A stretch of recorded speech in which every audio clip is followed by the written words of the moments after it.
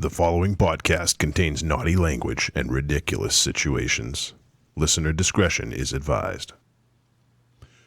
Hey, hey, hey! It's the Trick or Treat Radio Extra Special Halloween Special!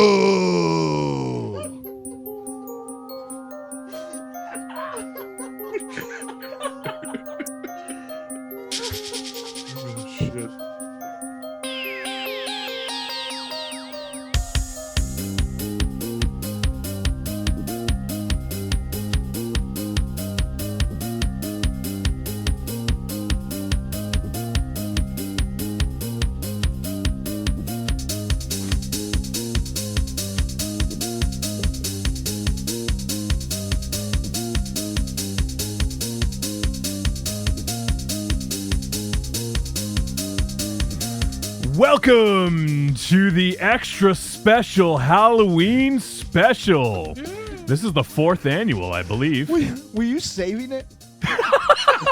Because in rehearsal, it wasn't like it was like, oh, I get it because that's Fat Albert, but it sounds like you. But that was good. That was Hey, pretty. hey, hey! He's gonna talk like that the rest of the episode now. What you talking about? That's now you're losing it. No, Rudy. No, You're Rudy. Rudy Shadow. You're like school on Saturday. What do you mean no school on Saturday? No class. All right. Well, this is the 2015 extra special. Meanwhile, Halloween while all the special. other kids were out playing. Yeah.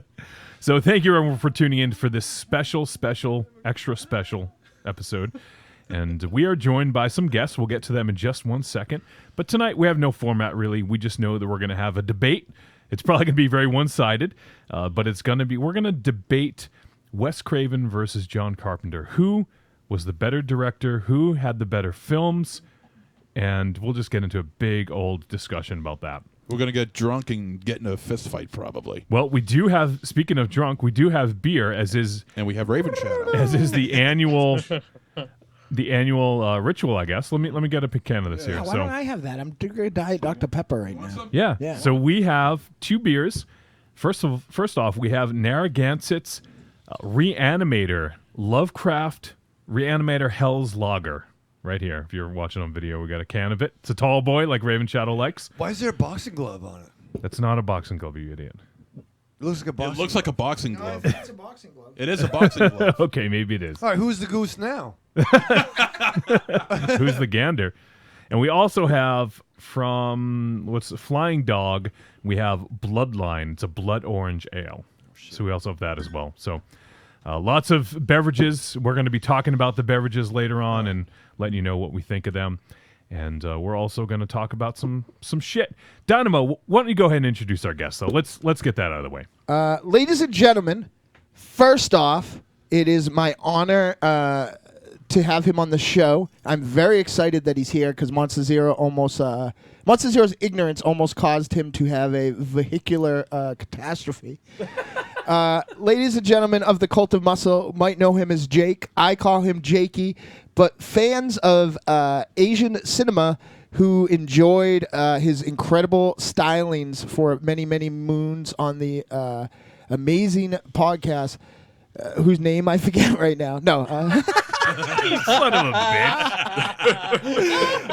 Podcast without honor and humanity, you idiot. I didn't forget. Ladies and gentlemen, Jake McLarge Huge. That's Jakey poo if you're nasty. Which we all are. Oh, yeah.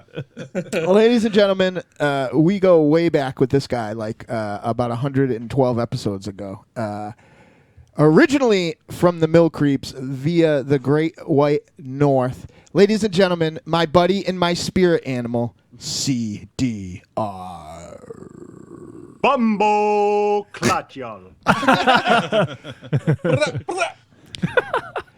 And my tag team partner, the Bruiser Brody of 2015, the world's smartest masked luchador, film critic, barbarian.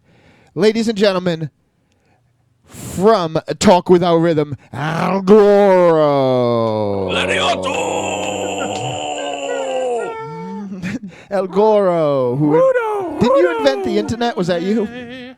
What's that? Didn't you invent the internet, El Goro? No, that's Al Goro. Oh, sorry. Sorry, right, you're It was right. Albert Goro. No relation. Why is that so funny? I don't know. Why is that so Sad, Damn it, Jake, laugh. sad times. Misanthropic bastard, laugh. Wow. Ladies and gentlemen, oh my God! We also have Round Trip Trip Jones here, left apparently. his mask. What is? That's pretty scary if you've ever seen him without his mask. Hopefully, he had a stand-in. Ladies and gentlemen, on the wheels of steel, he makes Trick or Treat Radio sound awesome every single week. He is our brilliant promoter. He is the baby-faced Avenger. He is the man who doesn't need a mask in the Deadites, the only one. Ladies and gentlemen, Johnny Wolfenstein. Thank you, Dynamo. Now for the tricks. Ladies and gentlemen, from the mean streets of Grafton, Massachusetts, this man knows more about everything about Italian horror than anyone alive. You want to know who fluffed Dario Argento's balls on Suspiria? You want to know who was in charge of delivering the paper towels in Tenebrae? You talk to this motherfucker. Unfortunately, he's never kissed a girl and doesn't know how to balance his checkbook. Monster Zero. Thank you, Dynamo. I don't know how to do anything anymore. I'm pretty stupid. But when you spend, but you know what? When you spend your teenage years locked up in your bedroom watching Italian horror films while all your friends are out getting laid, and here I am on Trick or Treat Radio, dispersing my knowledge to the crowds while they're living their lives with little bastards that they have to raise. Yeah. Who's got the last laugh Right. now? You were like Iron Fist going to like Chung Lao or whatever that place was called. Chung Lao. You were learning Kung Pao. No, you were no. learning the ancient art of nerdism. Thank you. Yeah. Thank you. Yes, and And speaking of the ancient art of nerdism, if you've seen him without his shirt, it looks like a surrealist painting. He's got innies for nipples, folks. Ladies and gentlemen, he is the baby-kissing, hand-shaking, basement-dwelling, super urban nerd of Trick or Treat Radio and the Deadites, who made his stage debut this week, I believe, at a live show. Ladies and gentlemen, Michael Five to the Sky Raven Shadow. Bomboleo. And I've been on the stage a lot more than just this Yeah, week. he's hosted a few of our I've shows. hosted shows. Not, No, I'm not while we were mistaken. playing, though. Normally, there's like a thing that, like, Donna Matrix says you can't be anywhere, even in the building. I which was is- really surprised. They were like, "You have to go up," and I was like, "I don't think they want me to go up. They're calling your name." So that was exciting. It was good. And what did you say? Strap on. Right. I played to your strengths. I wasn't sure what the bit was. You caught on good. I didn't know why I was. And I'm Dynamo Mars, frontman of the Deadites, and about 10 pounds overweight. That's a good intro. Only 10? Yeah, only 10. I'm getting there. Though that picture put about 25 pounds on me. Somebody better buy those new thinning cameras. I swear, if anybody saw pictures from our awesome show this week, I had a costume on for the first 2 songs. But then if you took pictures after that, it just looks like a fat hobo on stage. holding on to tacos. No, and that's Pokemon. those are animated tacos. I did not eat a taco on stage. I would have if tacos were available. Oh, how great would that have been if you did? I didn't even have my goggles on because I don't need them to cover my bad hairline. Like even those were around my neck. It was awful. You should eat tacos on stage. Integrate it into your gimmick, man. Yeah. You know, Ozzy had his bats. You got your tacos. I'm doing it. Yeah. Yeah. Pumpkin I like spice tacos. Oh, God damn you. Very big in New England. Pumpkin spice tacos. So yeah, this reanimated beer. Yeah. What do you think? Now, what do you think? That's not Tastes a like response. regular Narragansett. You know, it's just green. Just $10 more. Yeah, really. Pretty much. Can somebody tell honestly though? Raven Shadow's right. What does a boxing glove have to do with Reanimator? Thank you. Let me see one. There, it's right there. It's a red boxing glove. It's holding onto a beaker of the reanimator fluid. I would imagine that's. Oh, I thought it was going to be like a dismembered head or something. That definitely isn't nearly as cool. That is a boxing glove. Right. It is, clearly yeah. A boxing glove. Yeah, I don't know. That's so bizarre. Did we miss something in the film? Herbert West, pugilist. Not to my knowledge. Not to my knowledge.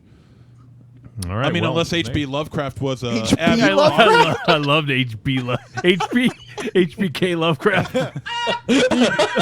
DB Lovecraft. H.P. Lovecraft was maybe he was a boxing fan. I I don't know. write books. Maybe the Ming Dynasty invented snowboarding. I like books. I like things that sliver. Hey, like it's the like there used to be a hamburger on the front of the Pacific Princess in the Love Boat. I can't understand that. It's there for a reason. I don't know why. No, there really was. It was a picture of a hamburger. Let's get some burgers. Well, happy Halloween, folks. See you later. So we've gathered this huge ensemble of amazing podcasters to And Raven Shadow. and Raven Shadow. All right, like I said, I've me and Bobby the Brain Heenan have said on more than one occasion, Michael Raven Shadow is my second favorite podcaster. It's just that everyone else is tied. Who's the number first? one. Yeah. But just to kind of, we thought like we have a kind of loose topic, but I think we're just gonna shoot the shit, right? Like that's the plan. Like some reanimated beer, some saltines. Who's eating saltines? I'm eating saltines and drinking coffee. Curing that hangover. Are you dipping the saltines into the coffee? Of course. Some pumpkin spice crackers too. Hell yeah! So Brother, you need grease to overcome a hangover, man. Grease and protein. So get yourself some bacon. Olivia Newton-John and John ordered Travolta always make last me feel night- better. Last night I ordered 2 large pizzas and then went to bed before I even ate any of it. Nice. So has the grease congealed now into a solid mass? Because I know my late night drunken pizzas are always the greasiest fucking things in the world. I'm hoping. They're sitting in the fridge waiting for me. When on this week's episode of Trick or Treat Radio, we had our dear friend and Atlantean Stephanie Wiley, and also buck shit crazy about her opinion of John Carpenter, Stephanie Wiley on live in the studio, and I wanted to give her authentic Trick or Treat Radio after time, so we went to After Golden Time, that sounds weird. Golden Pie Taste, which is the delicious pizza place right around the corner from here. Yep. And I'm literally watching the pizza, because she was gabbing with my special lady friend, and I'm literally watching the pizza lose its window of opportunity of being edible. I'm like, you got to eat that. Like if I 10 lived minutes. 5 more minutes away, the pizza would be not good by the time I got home. But if you eat it in that 6-minute window, it is the most delicious pizza.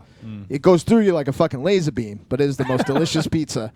But if you wait, I'm just watching, the pineapples are. It's like a magic spell that wears off. The pineapples stopped not looking like pineapples.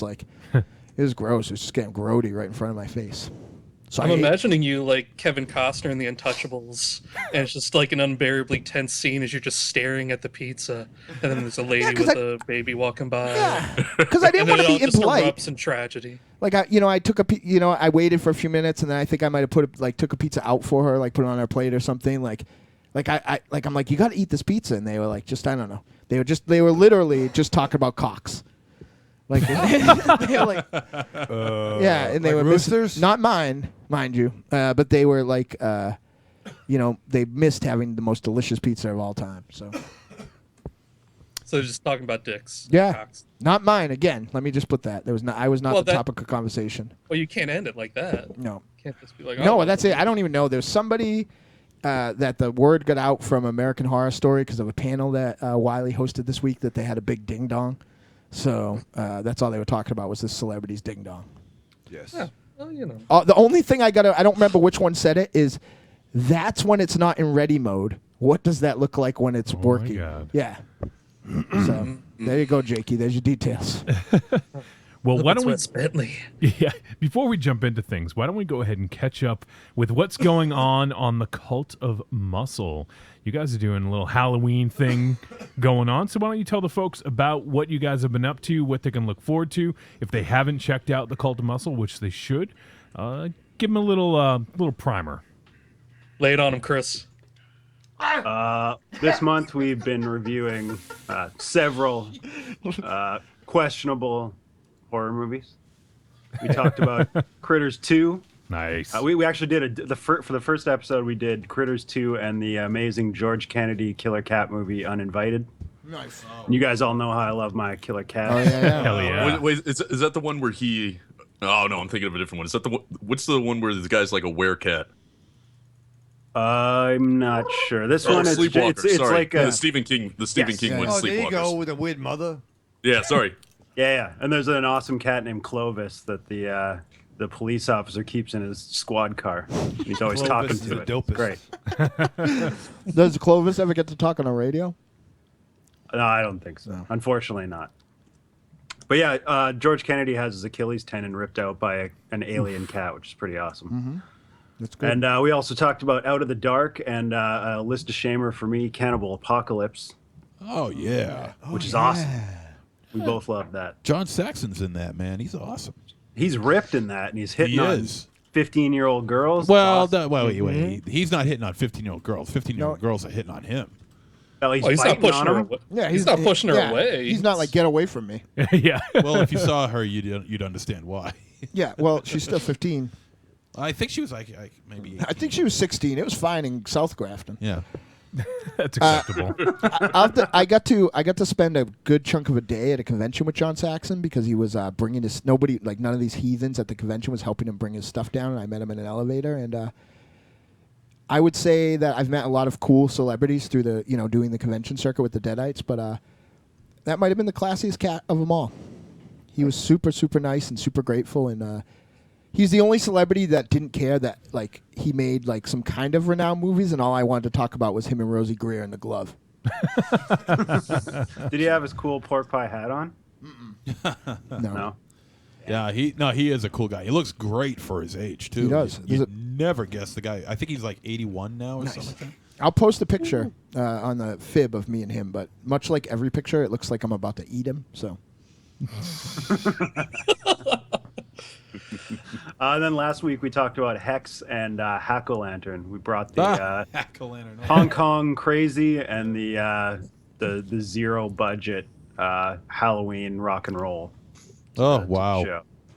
Hack-O-Lantern's special treat. And then this week for the final entry, we got Wolfie and Dynamo coming on to talk about Last House on the Left. Nope. I was going to say, yeah. Hills Have Eyes remake. I get those two mixed up all the time. And The Last Boys. Oh, The Last Boys. That's right. I'm in a bad mood. I'm going to go watch The Last Boys. At Lock and Flock. Rover jerks. River jerk. River jerk. That's probably the most insightful thing my special lady friends ever said about the show. She goes, while they think that that's funny when you start to slur your words, I know that you're about to go in a diabetic coma. So she goes, those seeds don't play as well for me.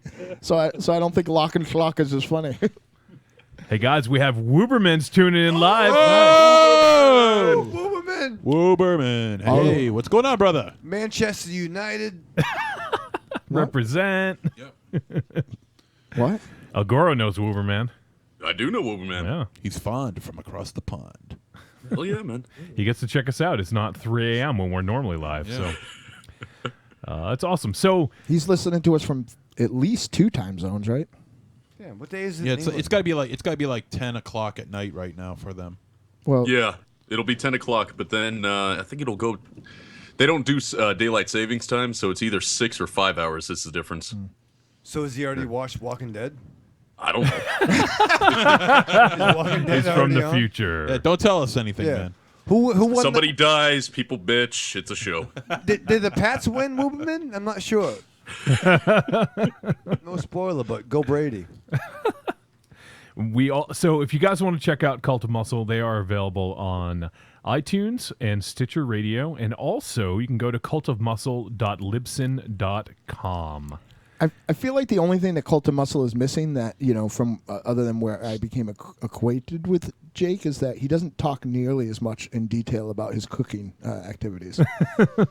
It'd be like 4 a.m. and I'd be listening to, and I'd be starving. He'd be like talking about marinating ribs, and I'd be like, oh, I'm hungry now. I don't want to. Fair. I mean, when you were living in Texas, you talked a lot about Texas barbecue. Yeah, but Yes. he was buying it, not making it. Well, I'm making designs to life after programming, and it may or may not involve barbecues. So Nice. just stay tuned. Nice. Stay tuned. Exciting. Down in Texas now, right?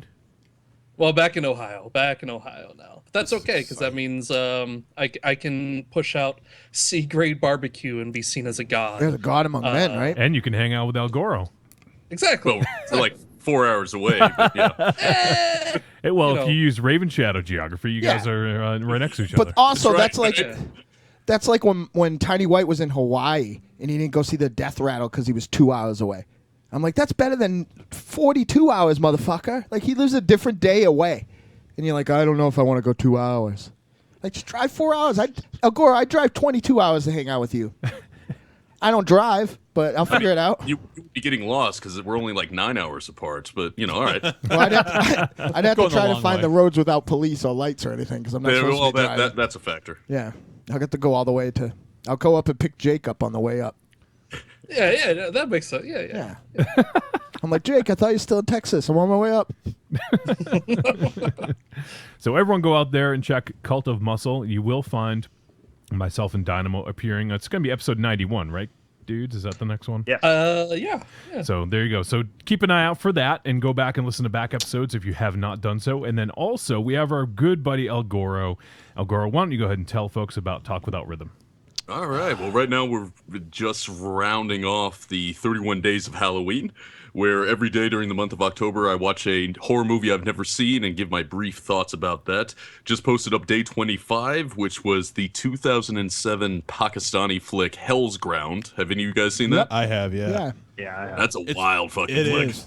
Yeah, that's pretty crazy. It's pretty nuts. It's good And though. It's really I enjoyed the hell out of it, but I didn't know what to expect going into it. I mean, you see the image of it, and then all of a sudden they start throwing all these random genre conventions in there in ways that you don't necessarily see in the West, because we tend to get very locked into, well, this is this kind of movie, this is this kind of movie, and ne'er the twain shall meet.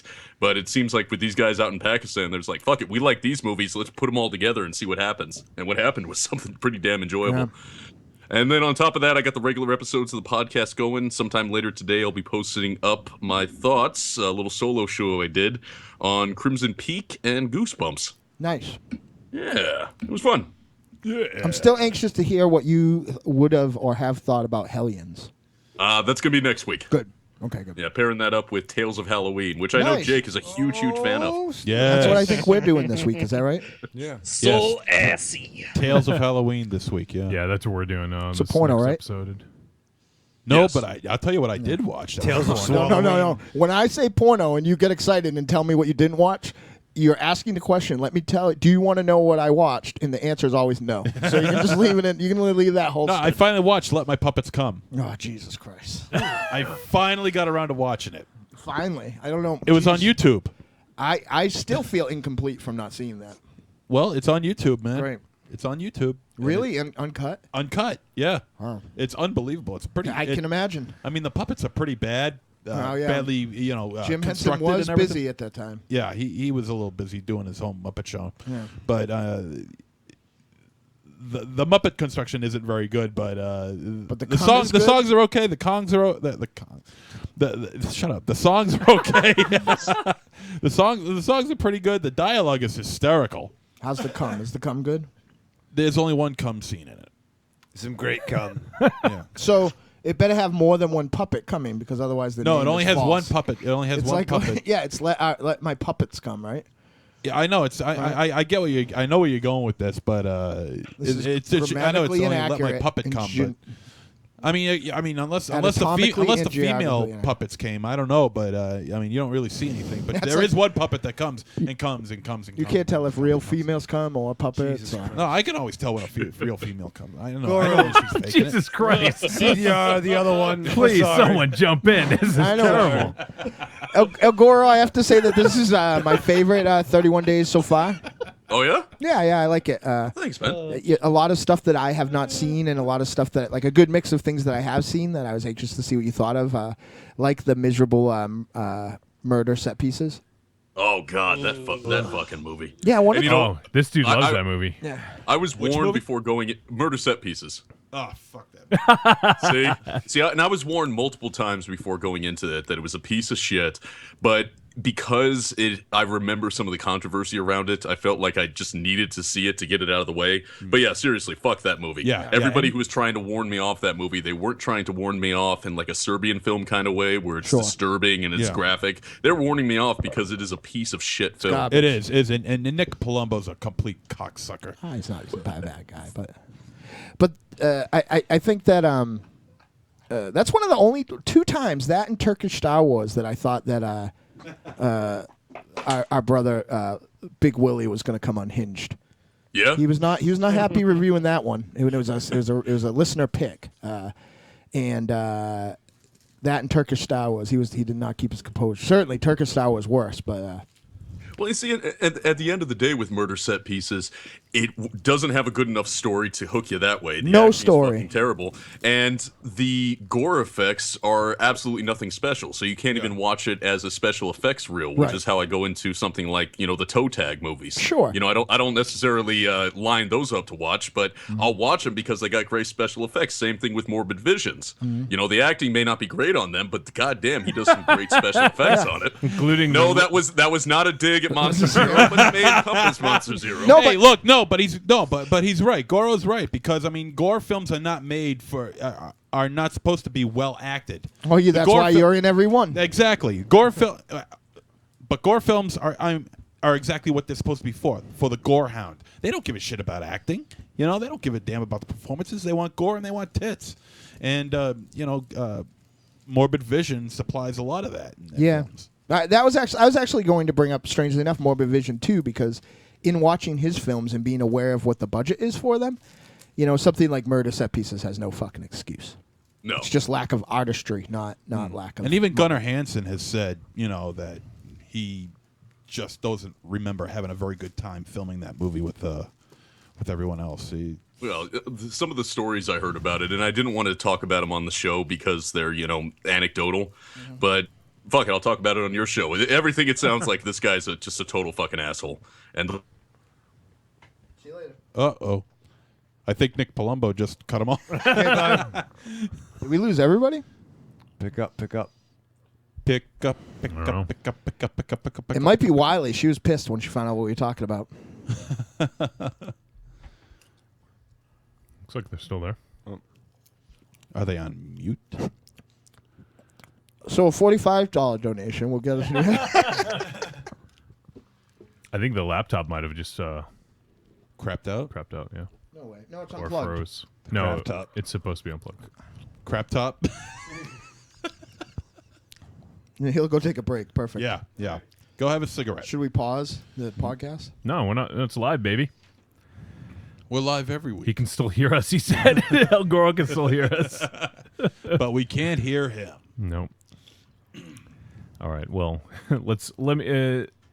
MZ, or when you guys just talk about something so I can try to troubleshoot. Well, tell us about this awesome book you picked up. Oh yes, well, a couple weeks ago we had Mike Baronis in the studio promoting Splintered Visions, Lucio Fulci and his films by Troy Howarth, and I finally got my copy in a couple days ago, and this is not the hardcover version. This is not the full color version. This is the bottom of the barrel version, the black and white softcover version, but it is a version nonetheless. And this is the version that's just the cover and 400 empty pages. That's right. You fill in the pages yourself. I didn't even ask for it. They just pulled up in a Chevy Nova and threw it out of the passenger side window at me like a paper boy.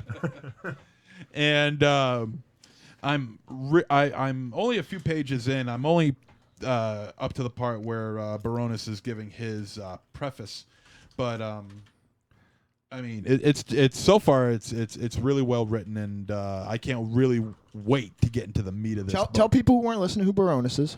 Mike Baronis. Mike Baronis is he was the head of Para Productions.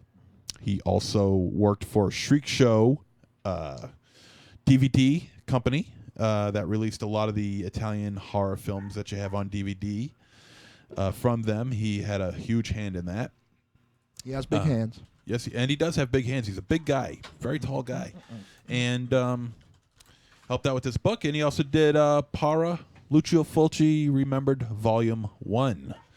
And that's a DVD. That's Eli Roth's favorite film. Yeah. And it's a fantastic DVD. Definitely check it out. If you're a Lucio Fulci enthusiast and a completist, having that DVD is certainly had certainly better be taking up some space on your shelf, because it does on mine, and I play it quite a bit. As a matter of fact, I played it maybe 5 months ago. Yep, it's great. It is. It's a fantastic DVD, very, very informative, and even though Eli Roth is being a dick about it, but who gives a shit about Eli Roth? No, I do, but he just didn't. Not everybody's gonna like everything. Yeah, and he didn't really. I know. What is upsetting about Eli Roth's review of it is that not that he didn't like it; it's that he missed the point. Yeah, exactly. But whatever, He thought it'd be a retrospective on Sure.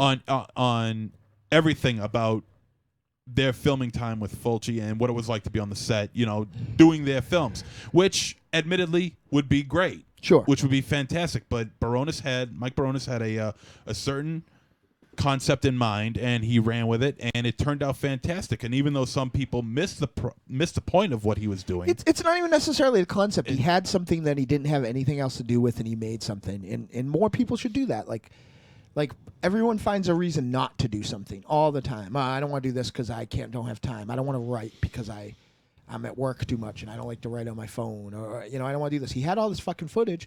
Put it out there, man. Like he got it for something else. He wanted to do it for this other thing that didn't happen. So 9 out of 10 people would have just fucking said, "Oh, well, I have this footage. I'm never going to do anything with it." Not my Baronis. He put it out, So yeah, and he did a fantastic job, and it even you're garnered such him. a skinny one. Talk about the Fulci man, Mike Baronis. Oh my God. I mean, it even garnered him a Fangoria DVD of the month. Yep. So, it took him years and years and years to have it made, but it's a fantastic, fantastic DVD. And this book is just the culmination of, or at least his portion of it is the culmination of all his hard work that he spent a good portion of his life about. And absolutely worth getting. Like I said, I can't wait to get into the meat of this book, but so far it's been fantastic. Just looking at the pictures, and I've read a couple paragraphs throughout the book here and there, and I'm just in awe over just how complete and how how complete it is, and just the idea of putting a book together like this is not easy, and there's interviews, and there's just And what's a whole it called bunch of now? great things. It's called Splintered Visions: Lucio Fulci and His Films, With a forward by Mike Baronis. Mike Baronis. Why don't while I'm still working on this, why don't you guys talk about the beer? Mike Baronis Who's created next, this Johnny? Narragansett beer, and So it's Reanimator Ale. yeah. So what do you think? Tastes just like regular Narragansett? Yeah, it Yeah. works. It works. It's Got a beer. little bit of a wang to it. It's got 4 letters, starts with B, ends with Yeah. R. We also got the Flying Dog Bloodline. How's that? Yeah, how's that treating you? Oh, you didn't know? Yeah, how's it? Seriously though, the Reanimator is just regular beer. There's nothing different about it. What's good? I mean, It might be green. I don't know. Yeah, but it doesn't taste any different. Yeah, you want to try this? I'll try that. This one, this one's full. So let's try. I just want to see. It's not that I dislike the Reanimator beer. Oh, Snoop SL. Happy Halloween special day. What's up, little lady? Oh, snip. She was so foxy at the Halloween show. It was unreal. God damn it. Yeah, you blew it. There was so much fox. The Those were- foxy was flowing. From where I was standing, like those things were at attention. So it had my attention. So that's it about the beer. No, I don't like it. We were just put up. Okay, that's what I want to know. Yeah, I don't You don't like like Narragansett? which one? the Reanimator one. Oh. So- Yeah, so- you know what? I mean, You wanna try it? Narragansett is always going to taste like Narragansett. It's going to taste like crap. But It's better than PBR still. I It's do still like better than I do PBR. like the Flying Dog's Bloodline though. and this is an interesting beer. Oh, yeah, love can. it, yeah. I love the can. I can't figure out the boxing glove though. If anybody out there knows what the boxing glove is all about in reference to Reanimator or H.P. Lovecraft, H.P. Lovecraft, just, Howard Bob Lovecraft. HBK Lovecraft. let us know because I don't understand. It probably goes back to the days that the Ming Dynasty invented boxing. No, Lovecraft invented boxing. Oh, sorry. There's a weird chapter 2 on the can. Is it a scary story about boxing? No, like it talks about H.P. Lovecraft. H.P. Lovecraft was born in Providence, Rhode Island in 1890. Was he a boxer? Maybe. He's a pugilist. No, chapter 2 is just chapter 2 of the book Reanimator, of the story Reanimator. That's what that is. All right, spoiler. Go fuck yourself. All right, well, what about the Bloodline beer? We got Flying Dog. It's called Bloodline. It's blood orange ale. Dynamo? Almost spoken to mine. It's delicious. It's got a Very good. nice blood orange taste. It is good. It's a little more. I don't always like ales, you know. But when you do, but I'm gonna drink Bloodline. But this, but I also don't like a traditional pilsner, like what I believe that Narragansett Lovecraft is. So yeah, There's actually, the Narragansett really isn't all This- that bad. this I'm is- giving it a lot of grief, but this is Narragansett's good. this Narragansett beer is a very New England style. Oh beer. yes, You know, like a classic, not like a yeah. not it's like more bitter. Yeah, not like a Sam Adams or something from those days. Like more like a. We have like the biggest, the biggest Budweiser distributors like around are in our backyard. So, everybody out this way. No, I mean all things considered. I mean I've definitely had beer that has just turned my stomach. I mean I finished this off, so I mean it's that's a good sign. it's a great sign, But I mean, and you know me, I don't really drink beer that much. Right. And when you do, it's Guinness. Exactly. When I do, it is Guinness. I am stuck in my chair somehow. So, but there this was is- another this is one. good. This is good. There was Yeah. another one. I can't remember. But he the got brew- kicked off the internet. There's another one that I almost got. I can't remember the name of the brewer, but it was called Wake the Dead, and it was a Russian ale or Russian stout or something like that. I remember that. Yeah. So maybe next time. It was 4 bottles for the same amount of 6 of the Flying Dog. So I just went with the For my birthday, cheaper one. the Red Queen got me a bunch of chocolate milk stouts, and everyone else drank them, but I found one in the refrigerator, and it was still pretty good considering it was way out of date. Oh my God, we're on Wooberman's television. Man, I'm sorry. Wow, so that's what we look like. Huh? Bringing us into your house and home. Wolverman, you're on the greatest Jeez. hits of Trick or Treat Radio. oh, several times. One time. I heard it several times. All right, I think we got the laptop up and running again. Hopefully, we don't have any issues. Let me just sign into. I fucking love England. How much do you love England?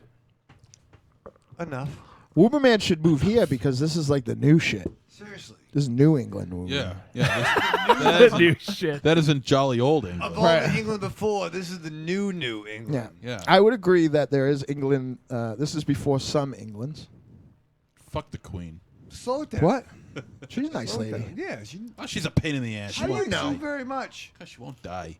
All right, listen. Wow. Wolverman. The thoughts of Monster Zero are not the thoughts of Trick or Treat Radio or the Queen loving. Yeah. I'm just going to call you Welsh next or something. Never mind the bollocks. All right, let's try to get those guys back. Yeah, on fucking we're air now. we're Are they hurting gone? right now. Yeah, are you kidding? You think they were just being quiet? They're just quiet for 20 minutes or whatever. They were like, I'm just going to let them talk about beers for a while. Yep. El Goro. There we go. We got it back? Yeah. There they are. Hey, all right. Could you hear us? Because Monster Zero is running you guys a mouth. I heard you for a bit, right when you started talking about Splintered Visions, which is a book that I definitely want to pick up myself. Yeah. Don't pick Yeah. up the one that he has, though, because it's empty. It's plain. Yeah. It's just a cover and a book. Yeah, That's it. it's actually a sketchbook. Yeah. He gave it the best endorsement. He's like, this is not the $75 beautiful hardcover one, nor is it the $50 Yeah. nice edition. But this is an edition. This is the bottom of the barrel edition, I call it. Thanks. But I meant that in the nicest possible way. I'm sure Troy Howarth really appreciates that. No. That's coming from the bottom of the barrel film critic. So believe me, yeah, with the bottom of the barrel brain, believe me. No, I absolutely love this book so far, and I can't wait to read more of it. All right, he likes it so much because he gets to fill in the words himself because they're empty. Before we go on, Splintered Visions I just sent Johnny a picture because I'm a child and it made me laugh. Let me find that picture. Whooperman's on, guys, live. Yeah, streaming through his big screen television. Yeah.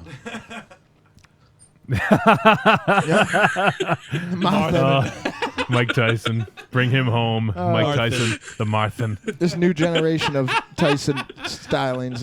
My favorite one is the Danthig. Yeah, it's good. Danthig. Hey guys, we saw Danthig. Raven Shadow. Oh shit! Forget a second. You guys, yeah. I have a present from my future ex-wife's future ex-wife. Oh shit! Present? What? Yeah. Close your eyes, Raven Shadow. Yep. I've done this bit. I've heard it before. Oh, this is great. This is great. Can you pass this over? I sure can. All right, hold on. Yeah. All right. Take a look. Yeah, tell what it is. Tell in the mic. Into the mic. It's an empty tweezer, beauty care, professional quality. Know what that is? Square tip. So this was given to me by my partner in my promotion company, the lovely and talented Myra K-Rock. Do you know what that is for? Know why she's showing you that? Why? Because that's from the True Weezers. She went on the way home from CVS to buy, because she left her tweezers at the door, because even though she is only a 4 foot tall woman, she has bigger balls than you. Yeah, well, you're on a spin. Like, I get weird hairs. She said, this cost me 70 cents, and I saw fucking Danzig. Yeah, well, you know what? So it's not my fault. So for 70 cents. For those of you who didn't want to go fucking see Dan, who are only tuning principle. in because our esteemed guests are here, we had the opportunity to see Dan. Well, I did. And there's a lifetime guarantee. Yeah. I bet you could tell them that Danzig took away your tweezers and they'll fucking broke. give you new ones. Yeah. And Michael Ravenshadow would not go into the concert because they were making him give up his tweezers. Which, unless he was going to jack off mid-show, I'm not even positive. Listen, Goro, you get a beard. There's weird times when, like, hair points out. I don't maintain it with tweezers, man. Come on. But you might have a weird nose hair or something. Like, really? We're all getting older. You know what I mean? Like, I pull out the gray ones. Yeah. So, there you whatever go. The fuck. Yeah, fine. Yeah, mother. Take that home, hang it on the wall. Dirty Black Summer. I saw it. I'm just wondering how they found your tweezers, man. I mean, were you yeah, he had them handy. No, I took them out. Down? And then it was like a girl came in. She's like, I got to ask my boss. And I'm like, okay, can I not come in? Meanwhile, I'm wearing like a suit like a fucking grown-up. Yeah, because everybody wears a suit to a he dancing concert. He had just got the table at Uno's. He's very proud of that. I got the table at Uno's. He got a table. Yep. You know what the part I didn't think of Chapter until 12 of after your I got off here? autobiography. Michael Ravenshadow went to Uno's, got us a table for 12. Yeah. Right? There was 16 of us. But it's good, excellent counting. But yeah, so you know, for those of you who have never heard Myra on the show or heard her amazing band, The Evil Streaks, beyond her talent, she is adorable, has great style, and is well groomed. And she relinquished her tweezers to go into the dancing show. Yep. Danthig.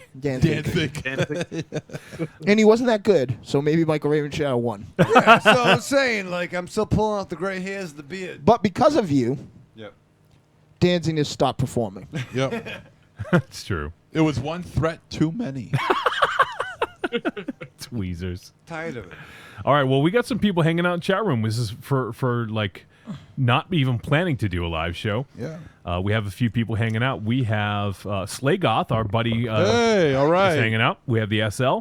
We have Wooberman, and there's also a couple other people who I don't think are talking because there's other people in there. So let's get two things in just a few moments. Hold on, this is important. Well, hold on one sec. Okay. Not as important as whatever you have to say. Well, I was just going to say, we were talking, before we had technical difficulties, we were talking about Talk Without Rhythm. Oh, that is what I was going to say. Okay. Well, there you go. I just want people out there to know it's a TWOR podcast.blogspot.com. go head over there and check out Talk Without Rhythm. You can also find it on iTunes and Stitcher Radio. And El Goro is a big proponent and often mentions in his intro and outro Stitcher Radio, and that is a terrific way to listen to Talk Without Rhythm in October, because you can just let it play all the way through and listen to the 31 Days of Halloween like I've been doing in some weird jumbled order. Yeah. Thanks. So it's nice, and you make a playlist. You're listening to El Goro talk about murder set pieces. You wake up and Jakey's talking about Hack-A-Lantern, and then you fall asleep again, and Bill by Force is fucking complaining like always, and like it's good. Stitcher Radio's good because it just won't die. Like if you play it long enough, there were podcasts I had when I was sick. There were podcasts I forgot I subscribed to that would come on. Does that mean like you have like lurid dreams about like Jakey Poo and CDR? Not because of Stitcher. Listen, it involves me. Listen, this is how it goes. It involves me, Jakey Poo, CDR, and some porcelain. Porcelain? Yeah, a toilet. What? Yep, those are my fantasies. All right. Are you taking a dump? No. Who's next, Johnny? How many times are you going to be asked that question? I never realized how much John Malkovich. You're taking a dump?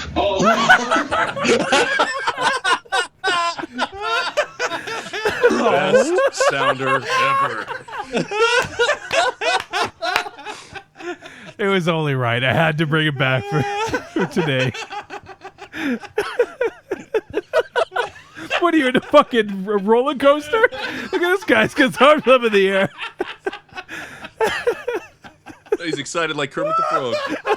Oh, MZ might rape him then. Jesus Christ. Bouncing up and down with our mouths wide open. What? What roller coaster are you on? Yeah.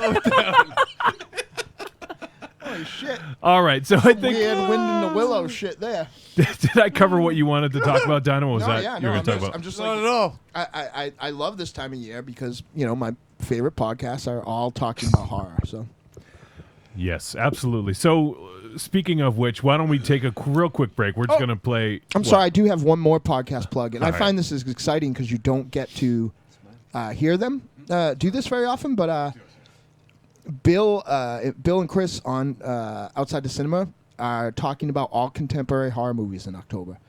Nice. They did Deathgasm recently, and I believe We Are Still Here is coming up. So pretty cool. Awesome. They did It Follows. So cool. See, it feels awkward for me that I'm talking about contemporary horror because I feel like I'm hedging in on your guys' territory, particularly with the VOD stuff, because that's your area. Well, if you we don't own it. Yeah, I don't. You own it, goddammit! Yeah, God forbid, for the filmmakers' benefit, somebody broached this material that actually knew what they were fucking talking about. Yeah. This movie is good. It's like, who was in that movie? The guy. This movie reminded me of The Lost Boys meets Yeah. Speed. Yeah, The Lost Boys, or the Mars special. It's the movie with the guy who did the thing, who was in that other thing. Yeah, I'm sure they would rather have you do it, El Goro. So. Oh, come on. You guys do a great job. Of butchering Top people's 5 podcasts. Yeah. Thanks, I wouldn't have unless I could text. I guess to just bring the the podcast plug party all the way around. Unless I could text Joe DeCanio from Film for Thought all day, I would never sound like I knew what I was talking about. Because I'll be like, Joe, we're talking about Crimson Peak.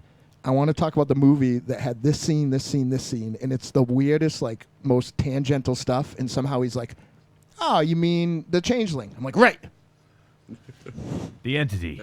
Yeah. I'm looking forward to you guys talk about Crimson Peak. I held off listening to the episode because I didn't want it to kind of bleed into my own discussion. But now that that's in the can, I will listen to your show. Spoiler alert, my friends are stupid. And maybe you too, El Goro. All right. I Well, might be stupid. I don't know. why don't we dive into things? We'll take a real quick break, and we're gonna play. Let's play the Cult of Muscle promo. How about that? No. Everyone can get their reps in the next couple minutes, and we'll be back in just about a minute and a half here.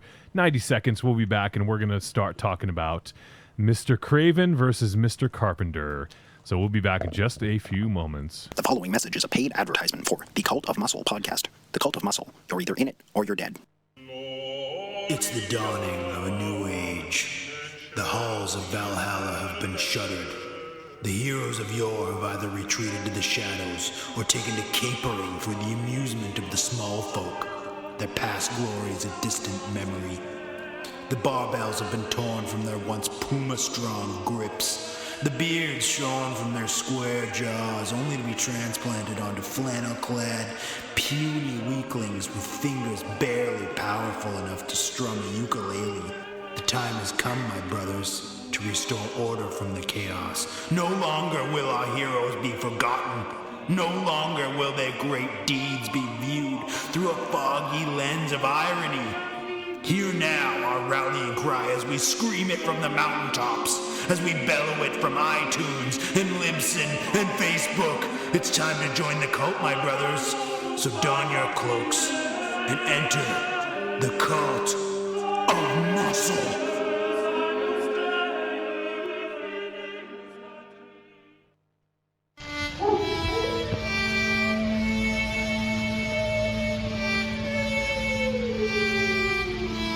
Listen to them. Children of the night. What music they make. Alive! It's alive! It's alive! I got news for you, pal. You ain't leading but two things right now. Jack and shit. Jack left town.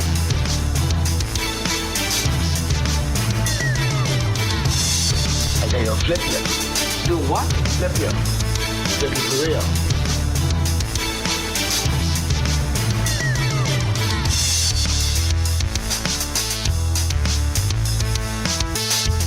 Y'all think us folks from the country's real funny like, don't you? Jerry, hello from you, Ma.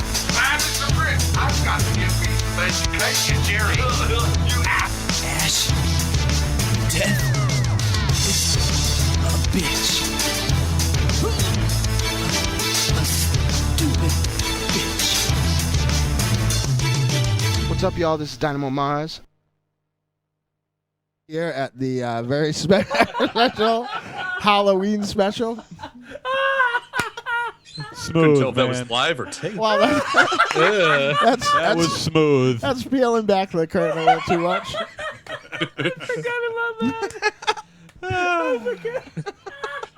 In case anybody's wondering how my timing is so precise. Every 31 episode. Oh, shit. Good one. Smooth. That was amazing. Welcome all. This is Dynamo Mars. Welcome back. Welcome back from the break. Oh, shit. It's just like when I play some of the tracks that have backing vocals on them and stuff during breaks. It's like the time we played the... So someone requested a song we don't play enough, and Tiny was surprised that he had it, right? So the backing tracks start, and I'm not paying attention, so I just think everybody's playing, everything's fine. And I thought I was crazy because I kept thinking like our monitors were bad, that I heard lyrics. But Tiny actually found the album version of that song. And we played the whole song and hoped that nobody noticed. We were just playing over it. Well, it's like you, Johnny, when you play the intro, and every once in a while you'll let it get a little bit to the lyrics before you cut down the volume. Yeah. Nobody wants that. I just don't want to go back and re-edit it without the vocals. That's all fair. it is, really. All right, so Wooberman in the chat room says, Mars, not all your friends are stupid. Stephanie knew what she was talking about. In what? When? Last episode? No. Damn. All right, so let's get to this. It's not really a debate because it's a little too one-sided, I think. No, but Monster Zero said whatever we do, we don't want to do a debate, so instead we did like a gang rape. gang. It's a chastising. No, it's a discussion. It's not a debate. It is a discussion. So earlier this year, we inducted Mr. Craven into the Hall of Heroes because, we talk about this a lot, Dynamo, right? We talk about how we have these living legends and we want to pay tribute and honor to them while they're still with us. And Like H.P. Lovecraft. H.P. Lovecraft, Heartbreak Lovecraft, and we never got the chance to with Wes Craven while he was still with us. So we wanted to make him the first inductee into the Hall of Heroes, and I'm sure we're going to have some other inductees over the months and years, but he was just the first, and it did spark a discussion about. I guess invariably it's difficult not to mention these two in the same breath, right? Because they were making films roughly the same era from 70s, 80s, 90s, and 2000s. And so I guess it's hard not to compare the two. But we got to the discussion of who is the better filmmaker. And it was pretty unanimous, I think, or mostly unanimous, I should say, except for Monster Zero. Oh, Jesus. No, it's true. You maintain that you think Wes Craven is a better filmmaker. Yeah, well, this is and Stephanie. Yes, but unfortunately, she's not here to help me. Yeah, we didn't rig it that way though. No, I know. She probably did. She's like, fuck Monster Zero.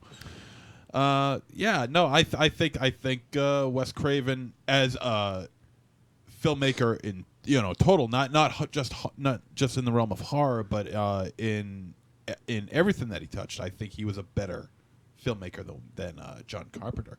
I mean, if I was to say, I'll give Carpenter props as far as being a composer. I feel that he's a better composer than he is a film director. Yeah. Oh my Lord! All right. Jeez. Okay. We're still going. All right. No. I'm not saying that. Don't read into that as being bad. I mean, John Carpenter is a good. Yeah, good. Just good filmmaker. He's serviceable. But I think he's a better film composer. Okay, so before we get too deep, those are strong words right there. Before we get too deep into it, give some proof. Why do you think Craven is a better filmmaker? We'll let you have the platform for a little bit here. Well, let's see. Craven started around 1971, I think. Okay. That's a guess. I'll look it up. Yeah. 72 was last time someone left. Yeah, but he was filmmaking before then. But Last House was his first. Was his first foray into like wide distribution films, but he also was involved in a couple of X-rated features before then, as well as some small films as well. But I feel that he laid down the landscape for the way 70s horror is looked at. When you look back at what he did back in the 70s, when you see. Last House on the Left, Hills Have Eyes. Deadly Blessing was 81. So those two really. But Deadly Blessing is good too.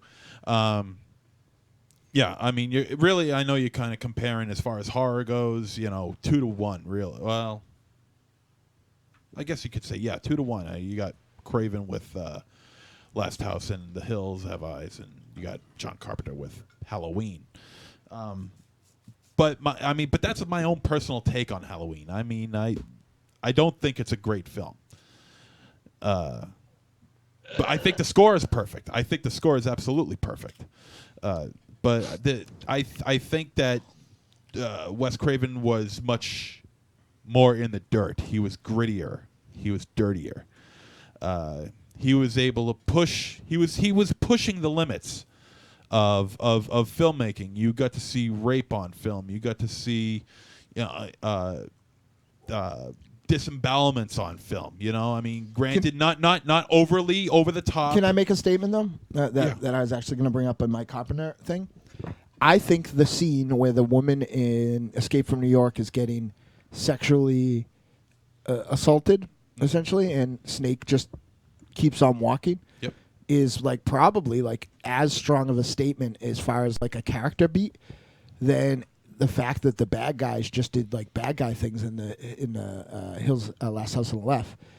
Like that was like one of the most defining things about that character, and that he wasn't a good guy. Like if it wasn't like in your face, like it was just like kind of the way it was framed. You saw it, he saw it, and he kept on going. So, but that's what speaking of balls, like. Carpenter also had a child being shot in the face in Assault on Precinct 13. Yeah, that's true.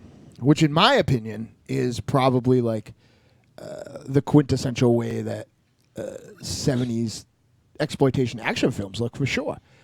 Yeah, but think about this. But the rape scene. I will back up Monster Zero a little bit on this. I mean, if you want to talk about gritty filmmaking, Carpenter's movies, pretty much from the jump, with the exception of maybe Dark Star, they've always been tremendously cinematic. You know, he's drawing upon the legacy of a guy like John Ford. It's all very widescreen, and you know, it looks absolutely beautiful. I mean, that's one of the best things about Carpenter. His films, they deserve to be seen in the highest definition you can, because they support that format. So if your sensibilities are towards a more gritty, I mean, I think some people have described Last House as even being pseudo-verite, then I could see why somebody would appreciate more of Craven's early work as opposed to Carpenter's.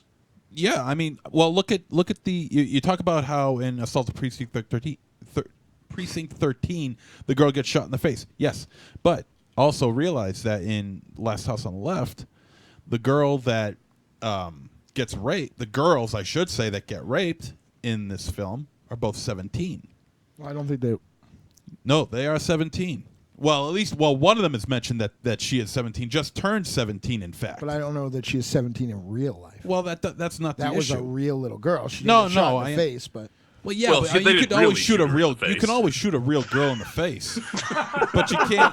But you can't always simulate a rape with an actual teenage girl. You just can't do it. Right now? No.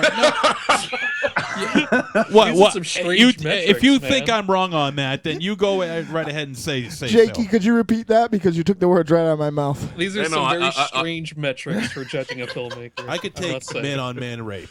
Who had the most violence put towards underage children? But this was rape. See, multiple rape. Okay, just one kid getting shot in the face with an ice cream cone. But two women, underage, raped in 72. Keep in mind that one of those 17-year-old girls had a name carved into her chest. So better filmmaker all around on Craven. Well, can we at least all agree that there is no objective way to say who is the better filmmaker? We are solidly within the realm of the subjective, right? It all comes down to personal taste. Yes. Discussions like this are pretty... I don't think discussions like this particularly have any value outside of the conversation itself, outside of just a group of people shooting the shit. Because at the end of the day, it doesn't particularly matter. Like when you're watching The Serpent and the Rainbow, do you really give a shit about Carpenter at that given moment? Or I always give a shit about Carpenter. Well, you know what I mean, though. Like it's not relevant. Yeah, within film to film. Yeah, like we're just doing this. It's just like lists and other arbitrary bullshit. We're just talking it out. I will say though, if I'm watching Deadly Friend, I'm constantly thinking I'd rather be watching Escape from New York. Well, I think the best metric to really judge this argument on is which filmmaker had more Italian knockoffs. Right. In that respect, John Carpenter wins hands down. Though I don't know how many Last Houses did Italy spawn. And look at two or like three, I think probably three. House or on four. the Edge of the Park. The greatest Bollywood Freddy Krueger ripoff of all time, too. True. Yeah. But Escape from New York alone had how many knockoffs? Yeah, it's outrageous. Like it was a subgenre. Yeah. Sub question: what is the best Italian ripoff of Escape from New York? I'm going with Bronx Warriors myself. Yes. Bronx Warriors. Bronx Warriors is 2. Escape from the Bronx. Yeah, Escape from the Bronx. Whichever one had Bronx Warriors. I can't remember. I think that was 2. Yeah, I'll go with that one. I'll go. Okay. With that. Yeah.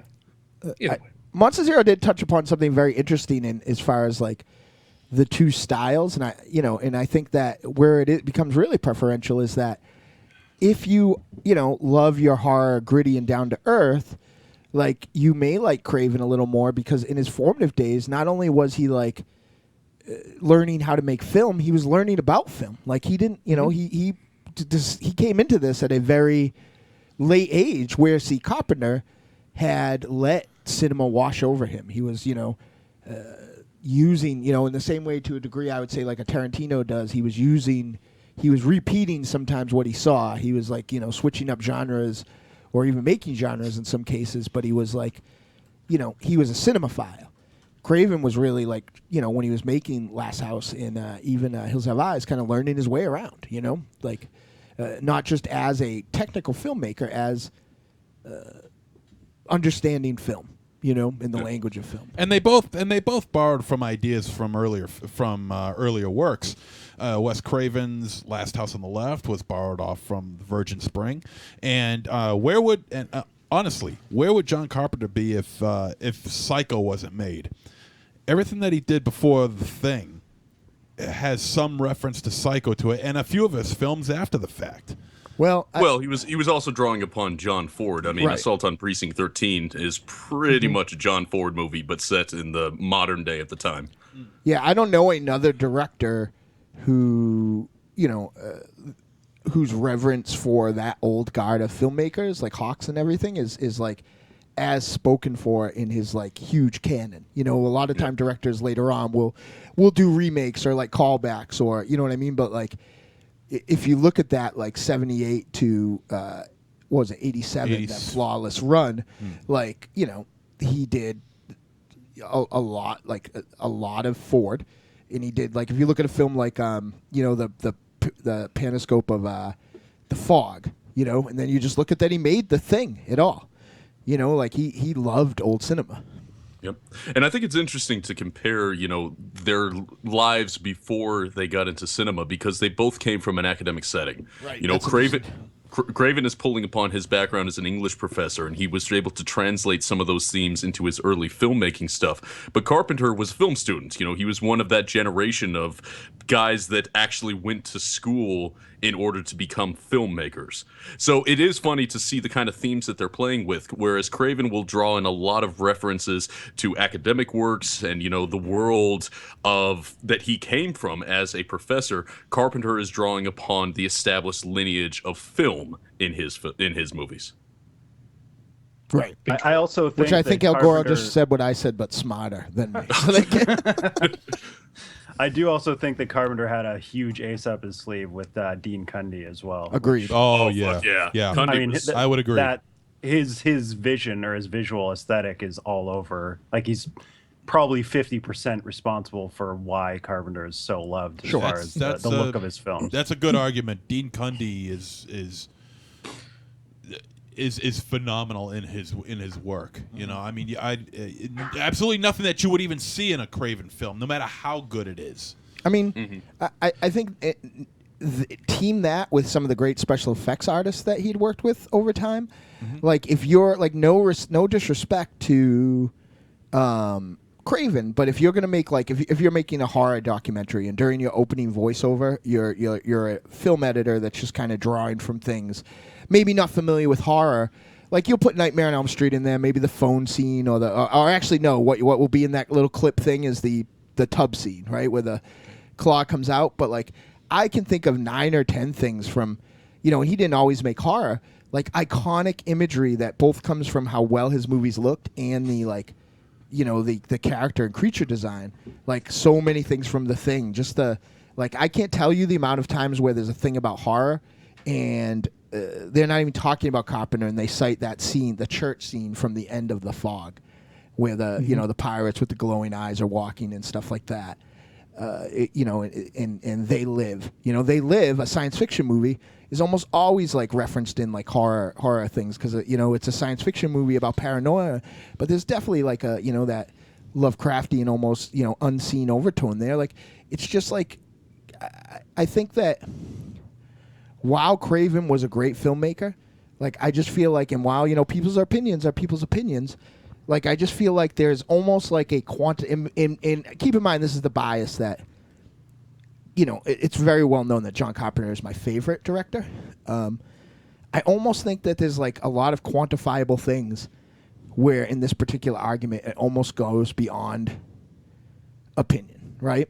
Like I just feel like while Carpenter, I feel like Craven was like a great home run hitter that like struck out a lot of times too, but when he hit, he changed the genre. But really, that's 3 times over what, 20 years? Which is, some people don't change the genre ever, so I'm certainly not downplaying that. But like, if you look at, what I call the Carpenter streak, right? Or if you look at, again, the iconic imagery and the amazing people he worked with and the careers he got on either end of their career and got to work with them. I mean, look at the score of The Thing. Oh, it's great.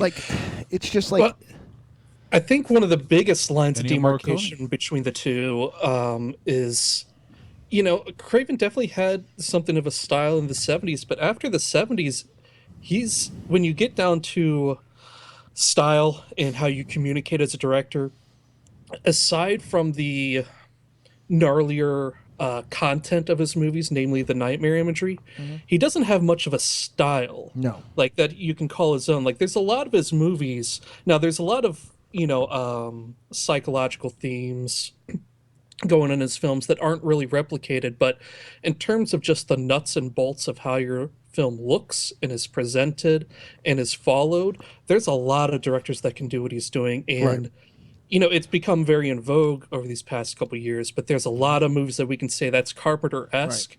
I can't think of a single fucking movie out there that anybody would say, oh, that's Craven-esque. Right. Because what is Craven-esque? We don't even know. I think there was a span over the, if you look at when he kind of started to repeat himself at Shocker, I do think if you look at a lot of the direct-to-video stuff and the kind of, smoke machine in the middle of the house and room lit through the windows outside imagery, I think there were a lot of people trying to ape him at the best of his game, but I think that again it speaks to the we were talking about the kind of crappy but kind of fucking amazing derivative films of Escape from New York. I can picture all these scenes from these Nightmare on Elm Street hacks, but I can't remember the name of a lot of them. The Dead Pit is one that comes to mind. But I think that it's just the starting point was so strong on one director that even when his style was aped a little bit, it didn't even make it to the big show. His direct-to-video. Except for Don't Panic is probably the highlight. Yeah, exactly. All right, you are 100% right there. Don't Panic. I would also say another big aspect of being a director, something that's easily sort of overlooked, is the performances that you're able to get out of your actors, or even just finding great talent. Right. A thought experiment, if you will. Think of all the great performances Craven had in his movies, and then think of all the great performances and actors Carpenter had, and it's not even fucking close, man. Nope. It's not even close. Well, it's one for. I mean, even if you only, it's one for. I mean, what's the best Craven performance? I would say Inland, right? Freddy. No. I'd give that to David Hess in Last House on the Left. No. Yes, I would. Absolutely. David, I mean, if you've watched Hess all is those, Hess genuinely is awesome, but creepy, man. He did what he did in that film in a lot of movies. He was doing David Hess. Yeah, but he did it first in Last House on the Left. He did David Hess a lot. Yes, he did. But he did David Hess first in Last House on the Left, and it is fantastic. It's what spawned. It's what that performance is what spawned the film career that Hess had, and he was. But do you think he was basically typecast as that kind of a character? Do you think that character is how can you even Freddy, for better or worse, was a media icon? Not at that point, though. That's the thing. Yeah, not at that point. The only reason he became an icon is because he was turned into a cartoon. Yeah, he was marketed that way. Right. But his best performance as the character was in that first film. I don't know, man, because when we think about iconic Freddy performances, I honestly think, and maybe it's just because I just watched it last night. Right, yeah. But yeah, Nightmare 3 is where we we really had this started conversation last establishing night. Yeah. I would agree. That would be England's best performance as Freddy. It would be in part 3. Yeah, I mean, it was. I think it was the defining one as what we know Freddy. But I think that, and I was saying this last night to El Goro, sometimes that first Nightmare sits not so well with me. It's not that I ever think it's bad, but I just feel like it's not for me. It's not in the same way Suspiria. I feel like it's not my type of film. If we weren't talking about Carpenter, you wouldn't be saying that. That's not true. I said it last night on the fucking on one of El Goro and I's internet dates. Like it was. It's like I said it last night unsolicited. But I could show you on the telephone. But I think that and sometimes, like I said, also it hits me in the right way, and I see it as the masterpiece that it is. But I think a lot of what I like about it is, and it's the opposite of what he became. But and maybe it's not fair because maybe some of it wasn't him, maybe a stuntman or whatever else, and just the special effects. But like, I think that Freddy Krueger, if they left him as what he was, like, would have been in a different way than he is. He would have been just as famous, but he would have been actually scary. Yeah, one of the great, the greatest movie icon that we've had since Dracula. Yeah, but do you think there would have been 7 films? Maybe not. Who knows though? I wouldn't think so. Yeah, who knows? I mean, it's that old. But is it a good thing that there was that many movies? It's a very good point. But it's that thing. Well, it put New Line in the position where they could do stuff like Lord of the Rings. Right. So I guess. Yeah. I mean, look at Wes. Yeah, from no a fundraising shit, right? point of view. When you look at it that way, I mean, Wes Craven is responsible for New Line's emergence. I mean, but on the other hand, you really can't give him too much credit for that because he wanted nothing to do with the sequels. Yeah, he so thought it was really, done. if you want to look at the success of Freddy as a media entity, you have to give a certain amount of credit for Craven for introducing him. But the promotion of that's got to be Bob Shea, right? Yeah, yes. Agreed. Yes. Yeah, I mean, the same could be said for Halloween and Michael Myers, right? Yeah, It's true. it's and COD? And that got jumped around from business to business to business. I don't know about that though, until because ultimately Dimension picked it up. Carpenter did have his hands on Halloween 2. And yeah, 3. I mean, he went all 3. the way up to 3. Right? Yeah, so you know what I mean? Yes. And people that worked on the first 2 were involved in the third one. So I mean, like, he was definitely like more involved in the initial trajectory of that. And though I love it, if they hadn't done Halloween 3, he might have been more involved like later on. You know what I mean? But like the franchise, Carpenter likes fucking money. So if there was, and he's still getting money from these subsequent films, but for whatever stipend he gets for just, having his name on his creation versus what he would get for making one of these that made some of those, poorly performing slasher movies in the 80s, made big bucks. Like, so those, I feel like those 2 Daniel Harris ones did pretty good, because they were right in the just coming out of the sweet spot of the slasher era in the 80s. But I think that, Carpenter would have made probably more, but the franchise took a hit at 3. So while, he says he was disinterested now, and it's easy for him to say that, like, if he made Halloween 2 and it made a ton of money, and then Halloween 3 did the same sort of business that Friday the 13th 3 did, like, you might have still had Carpenter on the other end of it. This is all, like, just, conjecture, but is that a real word? Did I make that up? Okay, good. Thank you. Well, I mean, Conjecture is indeed a word. You got it right. It also would have ended up being a far more interesting franchise Agreed. if it had gone the way that Carpenter wanted to. Agreed. But see, I love doing a part different 3. sort of anthology. No, I love 3 too. episode But every Halloween. I think it's the best in the series. But there, it is for me too. I agree too. Yeah, And I'm with you. Yeah, but it's different. It's not the Exactly. same. It's not the same. I don't like it for when the first one really hits with me. I don't like it for the same reason that I like. Let me interrupt really quickly because Raven Shadow has he has to go pick up his tweezers. So Yeah. In the back. Did you get a call that they're at the Palladium? Is that? They're holding them for me. I have a short window. I gotta get them. Well, so we're just gonna take a real quick. Raven Shadow, you need to take off. Is that what I'm hearing? Leave.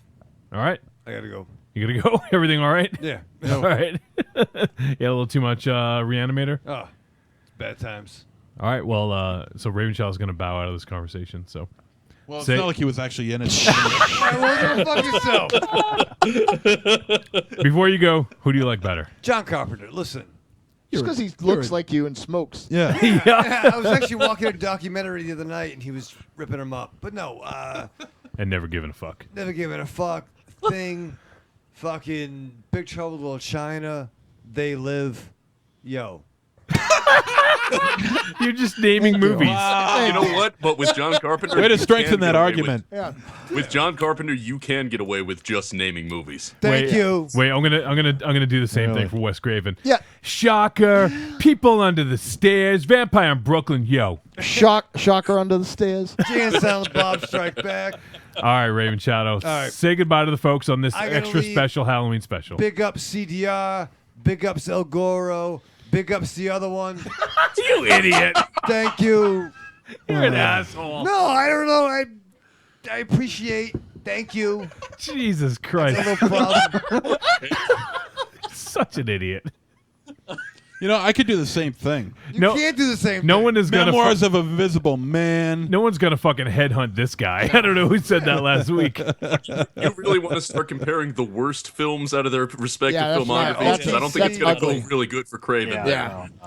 The fog. All right. Do you know Raven that Shadow. all these times we let Raven Shadow leave, especially before the show's done, could be construed as evidence when he like slams his car into like a fucking orphanage or something? Stop Because talking he's about definitely that. slurring his That's words. You don't need that. Yeah, you're good to drive. Yeah, I mean, See you I- later. I You're mean, better to go. Why don't you take one for the road? All right. No, I'm just kidding. Don't take one. At least don't take those ones. Yeah. No. Yeah, you don't like them. All right. All right. Get out I of gotta here. go. I'm Take sorry. off. I didn't mean Take to off. fucking. I Take, got take shit. these. No, don't take I don't them. want that. Go. No, don't I take gotta them. go. Get out. Go. Big ups. All right. Love you, Goro. You too, brother. Jesus Christ. I often look at, and this thing may be lost on CDR anyway, but I often look at like Freddy Krueger in the first film as like the same trajectory as like the Stone Cold Steve Austin thing, right? Like Stone Cold Steve Austin, black boots, black tights, like being a real villain that people were getting behind was so fucking cool. But it's not what like made the WWF a gazillion dollars and made them win the Monday Night War. Like the kind of more, parody of it, like with him, fighting Vince McMahon and the catchphrases and all that stuff. Like Freddy, I don't know what the legs would have been in the long term, but it would have been in a way, more interesting thing, I think, if he had stayed a monster instead of a talk show host. Well, that's the one thing that I appreciated about what they were trying to do with the remake, even though it's pretty much across the board a steaming pile of dog shit. Maybe one of the worst movies ever. I did like that they were trying to get back to that. So one thing I did want to bring up, and this is a point, I think it was Jakey Poo that brought this up about 10 minutes ago, is the influence by these directors. Like you keep hearing people say like, oh, I was heavily influenced by John Carpenter, or, this is a Carpenter-esque film. You never hear this is a Craven-esque film, or I was heavily influenced by Wes Craven's films on this. And just one quote here. This is from director Jeremy Saulnier, who did Blue Ruin, which we love so much. And he was commenting on Carpenter. He says, his films had something to say about society and were deeper than just found footage massacres that make me walk out of the theaters and want to vomit. And I think that says a lot about Carpenter as a filmmaker, because in watching his films, especially They Live, which is probably one of my top 10 favorite films of all time, specifically that one had something to say about society and still is probably even more relevant now than it was when it was released. Yeah. And I think that a lot of Carpenter's films are like that. I think they really transcend time and are very, very timeless. And Yes. Absolutely, yeah.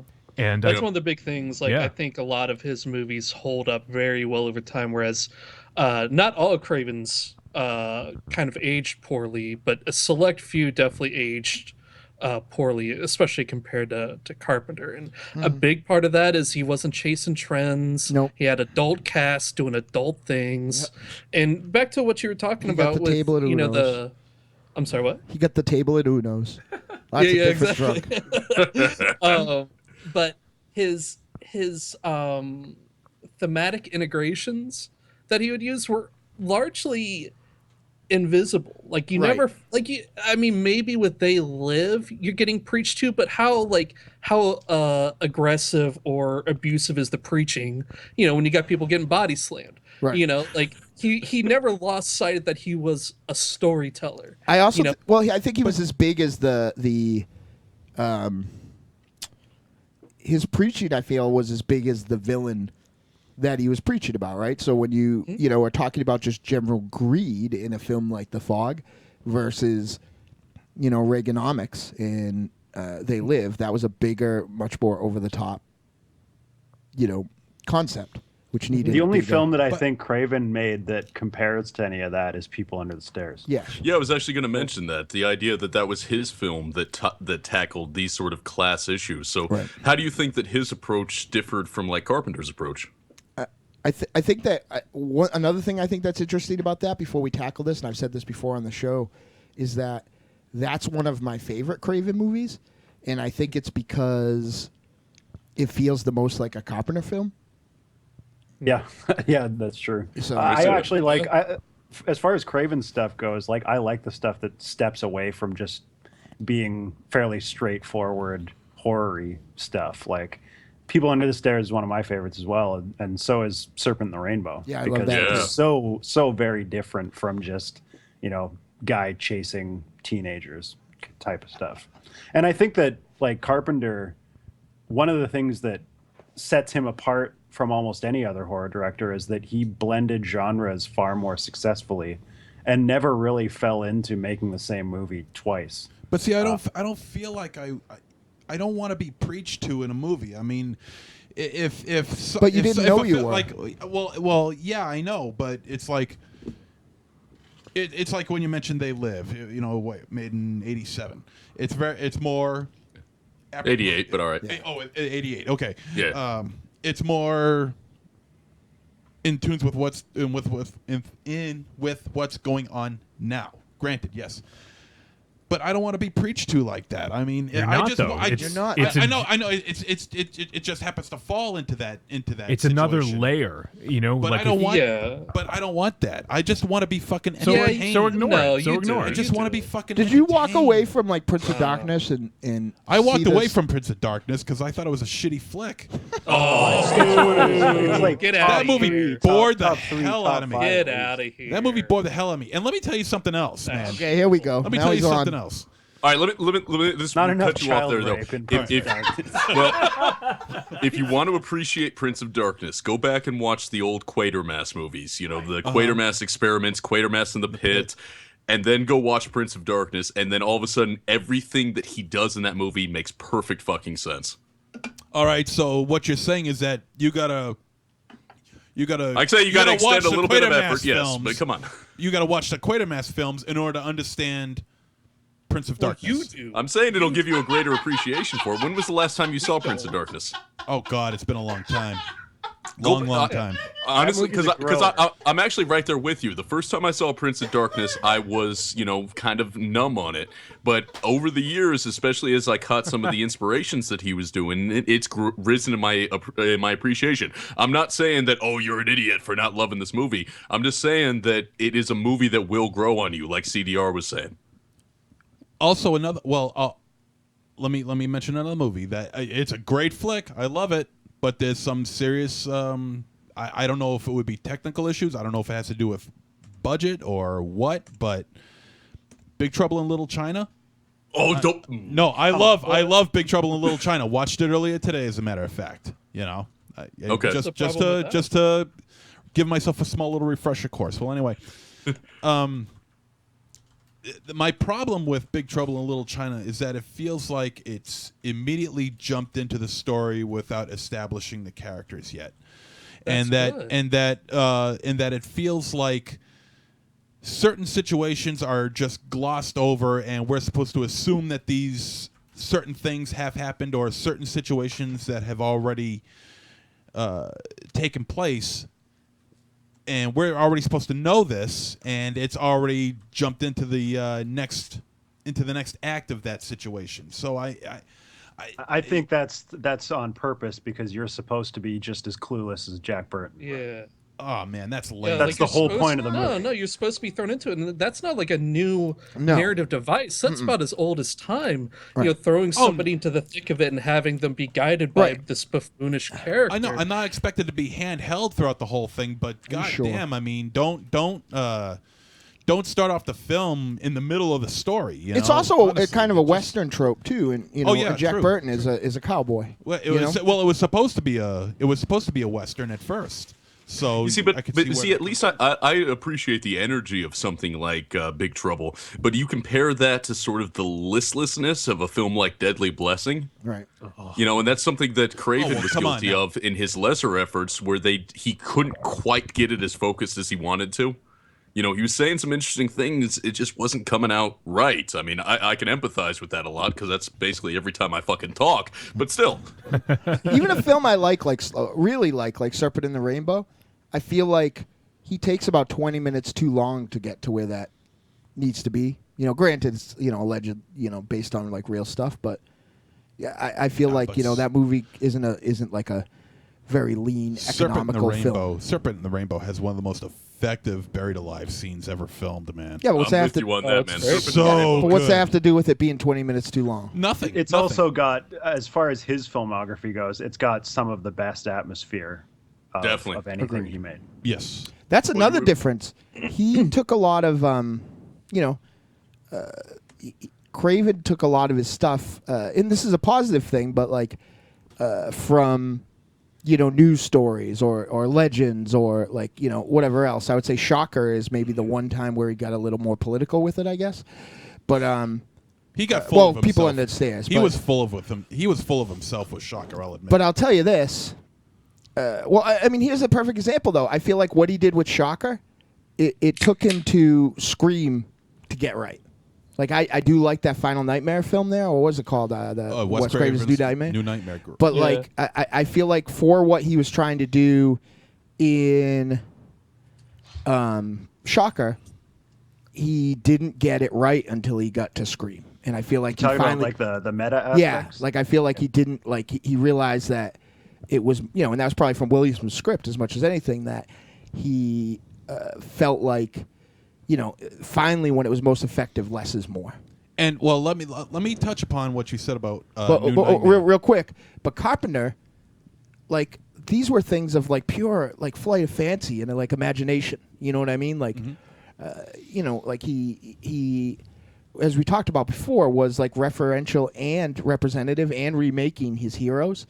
But like he did it in such a way that like, you know. You're not going to watch the thing and say, yeah, that's just like that short story. You know, like he was really like just like for such a laid back dude, like a really evocative and a really imaginative filmmaker. You know, there's no jumping on point politically for Big Trouble in Little China. You know, you didn't walk out of, you know, Assault on Precinct 13 and be, you know, like say, well, you know, this is just a political allegory about this. You know, you might have said that it's, you know, Western, but like I feel like when Carpenter was doing something, he was doing that. And like we spoke about before, Craven rather, when he's doing something, he's doing that. When we talked about before, you can throw out whatever referential things, whatever political things Carpenter's doing, and you're getting a good film. I feel like Craven was very heavy-handed with that. Like, if you look at Shocker and New Nightmare, like, you know, maybe it's just my opinion, but... Scream 3? I mean, right. Jesus Christ. Exactly. Scream 3, it's like, he was like, well, maybe I was right the first two times. Like, that's how I feel about that. But well, let me touch base on what you said about New Nightmare now. I'm going to make a comparison with New Nightmare to Halloween in terms of what's good and what's bad. Although they're not going to really mesh, but you'll get my point when I'm done. The King Diamond song Halloween? No.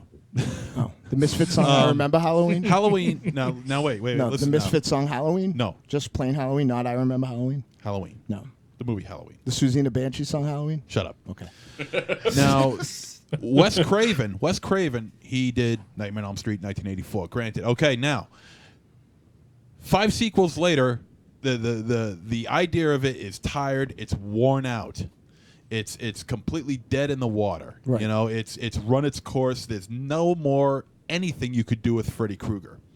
Wes Craven comes in to its 7th film, gives it a huge boost of energy with a brand new story that no one who would even have thought of creating, bringing back a good portion of the cast throughout the sequels, and making Freddy a real character rather than being a character in a movie. Okay. All right. So think about this. Craven was able to inject into the 7th film, which he hasn't had any directorial input since the first film, and Too much. created. What are you doing, man? Jesus Christ. It's like a fucking end of a Twilight movie. Jesus. And create a whole new story burned my eyebrows off. and made Freddy Krueger genuinely scary. In my opinion, genuinely scary, and also really good looking too. I mean, granted, the makeup kind of maybe looks a little rubbery, but I really dig the makeup in New Nightmare. Now with Halloween, who's your girlfriend now, Monster Zero? now, like I said, this isn't gonna link up, but to get my point across, Halloween wasn't a very good movie to begin with. And What? No, listen to me. Oh, I'm listening. Listen. All right. That was without the soundtrack. Carpenter I was with gonna get a soda, but I need a beer for this, I think. Carpenter, who scored the film. He scored the film. People watched it. They heard the music. Boom! You got an instant classic. The music is what made that film scary. I just recently read an interview with John Carpenter and Rue Morgue, plenty of people or have said that. Fangoria, where he said that is a bit of an exaggeration, a bit of an urban legend. He said that it was more effective. Is in Fangoria a few months ago when his new album came out, or Rue Morgue. They both ran big stories on him. But he said, and I'm paraphrasing, and this is why I love doing other people's podcasts, because I could pull this reference material out because I'm actually home. But he said that I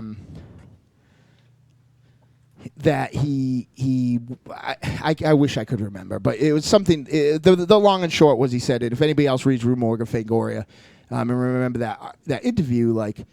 He said that is a rumor that has been overstated over the years, that the film exec thought it was a piece of trash and then scored it, and it was like brilliance. Like, I mean, that was mentioned, but that was mentioned in 25 Years of Terror, Halloween 25 Years of Terror DVD that came out. Well, as a certain amount of years go by, you just kind of repeat the story because it's a good fucking story. Right. But I will say this, though. I don't think it's necessarily fair to compare, Halloween, and you have your opinions on it, and that's fine, but I don't think it's necessarily fair to compare that to New Nightmare, because those films represent directors at vastly different parts of their career. Right. Oh, granted. A more apt comparison would be something like In the Mouth of Madness, which Carpenter did in '95, just a year after New Nightmare, which was his own metatextual take on the horror genre. Now, I love that movie, but it doesn't get the same kind of heights as some of Carpenter's other stuff. But it is an interesting point of comparison, if only just because you had two different guys that were coming into their filmmaking right around the same time, and then when the '90s hit and this sort of postmodern aesthetic started taking over a lot of so many different things, they both were reflecting back on the horror as a genre and then translating that into film. So to me, that's where the point of comparison should be. Not Halloween and New Nightmare, but In the Mouth of Madness and New Nightmare. Oh, no. And there's That's why I said they're not going to link up. They're two opposite ends of the spectrum, granted. But El Goro just gave you the link up.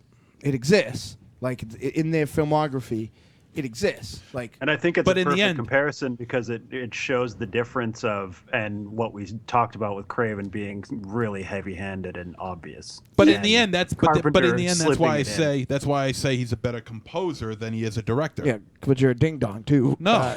Like, The only guy that can make his film scary is himself, and that's through scoring, not through directing. I disagree. That is absolute nonsense. It's a strong statement. There's a reason why True. Halloween is as enduring as it is, and it's not because people are just turning their brains off when they go see it. There are very few slasher movies, let alone horror movies, that end as strongly as Halloween does. The most tense, suspenseful moments of Halloween are at the very end. Right. And in terms of a genre that it essentially defined, we can go back, we can get Black Christmas and all that other fun stuff, but the slasher genre as we know it started with Halloween. And nothing has come close. That is a very tense, very well done thing, especially when it gets to, Mike Myers versus Laurie. Right. That is genuinely great. And everything up to that point, it's a slow atmospheric burn. And you know what? A big part of atmosphere is the score, but that doesn't denigrate it. That means he understands what it means to make something suspenseful. And to take that away like it's some extraneous thing, and then when you remove it, it's nothing. It's like, take away the fucking bun. You just got a fucking piece of meat there. Right. That is the thing. Right. You can't just remove it from it and judge it by it. It was before. No, by Ding Dong. No, not by Ding Dong. Listen, there was so many brilliant, like, it's not Evil Dead 2, mind you, in the sense where there was like innovations there, but this shit that he built and did for that movie, the Steadicam rig, the craftsmanship on display in that film is even the dimmer light thing. Like that's not effective because of the fucking music. That's not effective because E minor over and over and over again. Do you, like, as a want to be musician, like, I love that score. Yep. And I love how it works in the film, but this isn't like a virtuoso at work that's like pairing up imagery. Like, he's actually, the brilliance of that score that Ding Dongs in not musicians don't understand is the subtlety of it. How the score doesn't get in the way of the imagery. The score is like almost like a ticker. It's a timer. It's like a countdown to what's going to happen. It's not like one of those old like Metro Goldwyn Mayers. I just got a beer open for me. Monster Zero just took it. It's not like one of those old like or Universal horror movies where the score is amping up as Frankenstein is like coming around the corner, or even like a Val Lewton thing that's like that. This is like the brilliance. Yes, the brilliance of the Halloween score is how it gets out of the way of the imagery. It's not distracting, to the scene where they're turning that dimmer up and Michael Myers is appearing. You see, and that's the one point that I will counter anybody who says that was a film that was designed more on audio rather than visual. Right. Because just you were saying, that's sort of the dimmer up and the logic that went behind that. And if anybody is having trouble keeping up, it is the scene right towards the end where Jamie Lee Curtis thinks that she's escaped Michael Myers, but he's right behind her, and you could just barely see it until he starts coming into focus. Now the logic behind that, it's a great sequence, and there was again a logic behind it that Carpenter thought he wanted to capture the idea that when you go into a dark room, your eyes are slowly adjusting to the ambient light and allowing you to see more clearly. I don't think I've ever seen another filmmaker try to capture that sensation. No, but see that as great as that scene is, as beautiful as that scene is, I love how you see Myers' mask shine up through the darkness, with the dim, and, he's right behind Laurie Strode and everything. Great scene. I absolutely love that in shot. the way that you can actually kind of see his torso first. Yeah. So that, like, on first watch, you might not even know what you're looking at. And then the whole thing is like, that doesn't have anything to do with the score. That's like was brilliant filmmaking. But the problem that I have with that scene, like I said, shut up. The problem I have with that scene, and I don't care what anybody says about the ambient lighting and eyes adjusting and everything, if we're supposed to believe Loomis saying that Michael Myers is purely and simply evil, quote unquote, then evil should have no trouble seeing its victim in front of them, wearing a white shirt, Ding Dong, having the knife. You're no more than maybe a foot and a half away from saw her. You're no more than a foot and a half. Shut up. Yeah, he saw her. And if he saw her, then how come the knife only scrapes her fucking arm instead of the back of her neck? He wants her to be afraid. He's trying to with his drive food. up the He has no reason to play with her. Yes, he does. No, he doesn't. He's pure fucking evil. Right. He's not. No. He is not Jason that just goes around with a body count. There's a reason that Michael Myers displays the bodies the way he does. There's a reason he does the stalk and slash. Right. It is because he is sadistic. He is pure. He would have just run in. Pure evil would kill. He would have just run in and killed PJ Souls. He wouldn't have done that whole cat and mouse thing with the sheet. Look, I understand that you got to be a little methodical in killing people. I understand that. No, it's the theatrics of it, man. The comparison I've always used, and I don't know how much of a metalhead you are, but if you are, you might be able to catch up with this.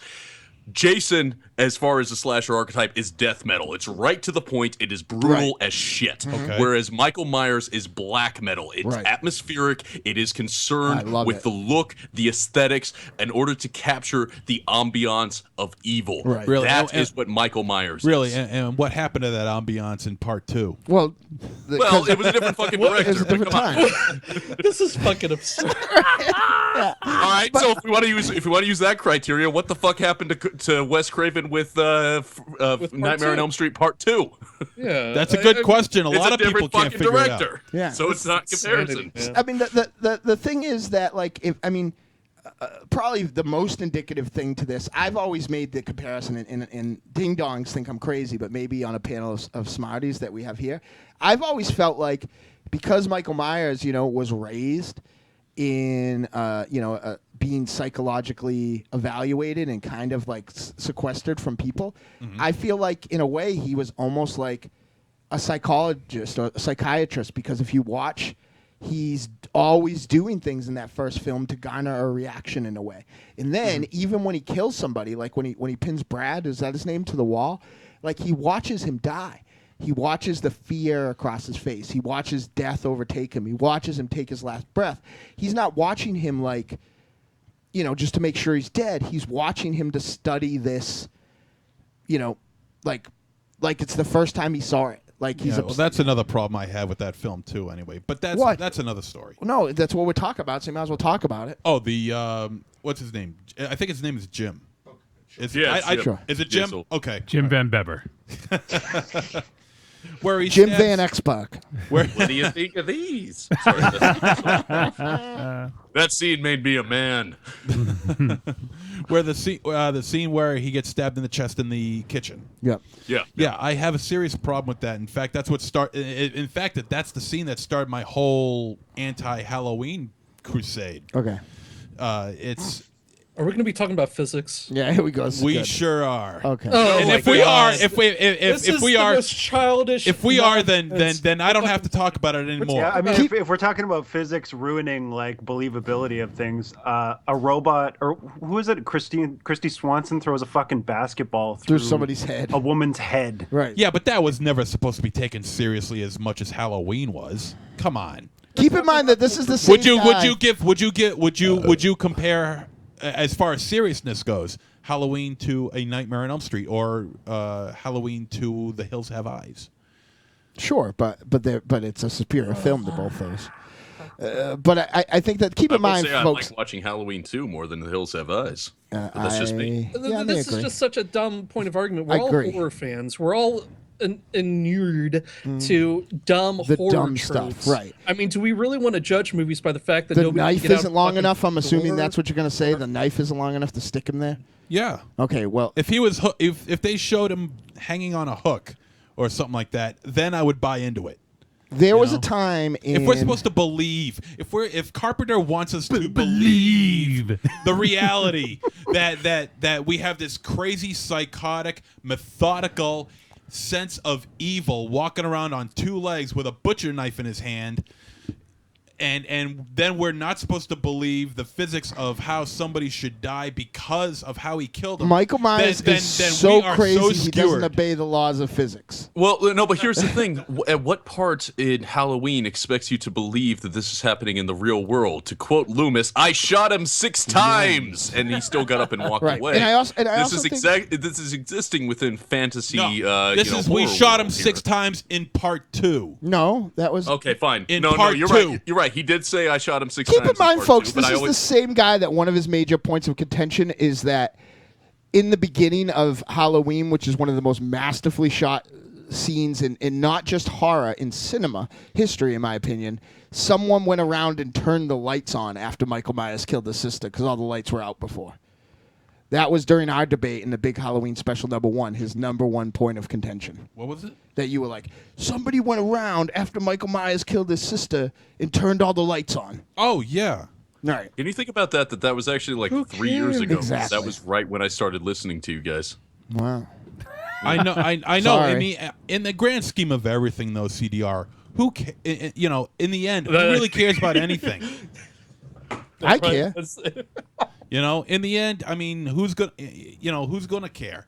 But this is what we have in front of us. This is what we talk about. I think at the end of the day, well, we talk about it, but we watch horror movies. We've watched a lot of them. Right. We watch a lot of absurd shit, but we're able to look past it past 99% of the time.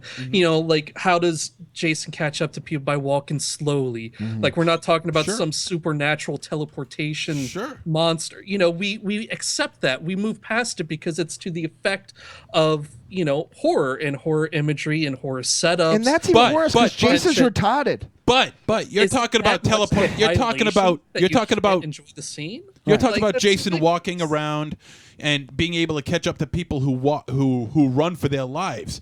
Yes, granted, but that's in like the sequels.